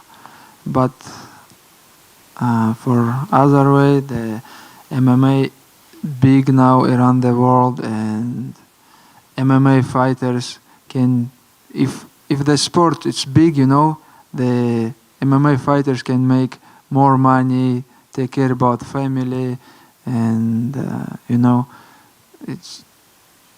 I just happy because the people love this sport, because this is real sport for the real men. Thank you. Слава, не мог бы рассказать, что за история с этими кенгуру? Потому что со вчерашнего дня какая-то неразбериха в социальных сетях, непонятно, что там произошло. Не кенгуру, это как маленький кока, что ли, они называли. Квоки. Да. Мы поехали на остров здесь, я забыл название острова, и там вообще много их. И они кушают то, что там на полу лежит, траву, листья. То, что я на видео покормил, я листочек от дерева поднял и дал ему. Мне никто не сказал, что их кормить тоже нельзя. Оказывается, нельзя было их кормить. И потом с команды тоже кто-то орешки, что ли, что-то им дал такое. Не знаю, сейчас вышло, что их нельзя кормить, но мы не знали, нас никто не предупреждал тоже. Никаких санкций со стороны полиции не было? Это мы только утром проснулись и это прочитали, пока никто не звонил. Спасибо. I know, Habib is your friend, your brother, and I'm sure you would rather have him here than not. But for so long, everyone connects you two together. Can you see the positive in him, not being as close to you during fight weeks now, that you can kind of stand on your own and people will look at you just as Islam and not as Islam and Habib?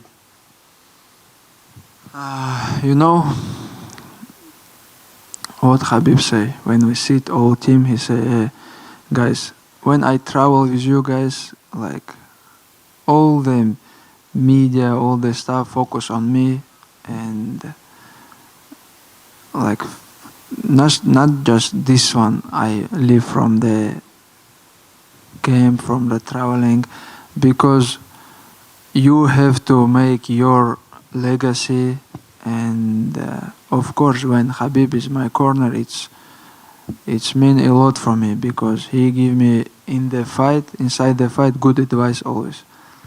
But I understand his decision, because when I retired, I want to stay with family, with my kids, mother, father. I want to give them some time.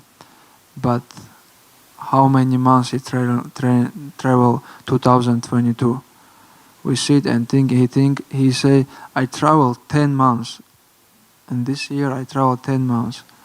But I told my mother when I retired, I gonna stay home with you, with kids, with family, but he's still traveling. That's why I just say thank you, because you helped me all my professional career, and now he still help me. He just stop his traveling, and that's it. But every morning he send me message, check my weight, ask me how I training, what I did. We always on phone. Yeah. Well, you deserve your own attention, so I appreciate that. Thank you. Thank you.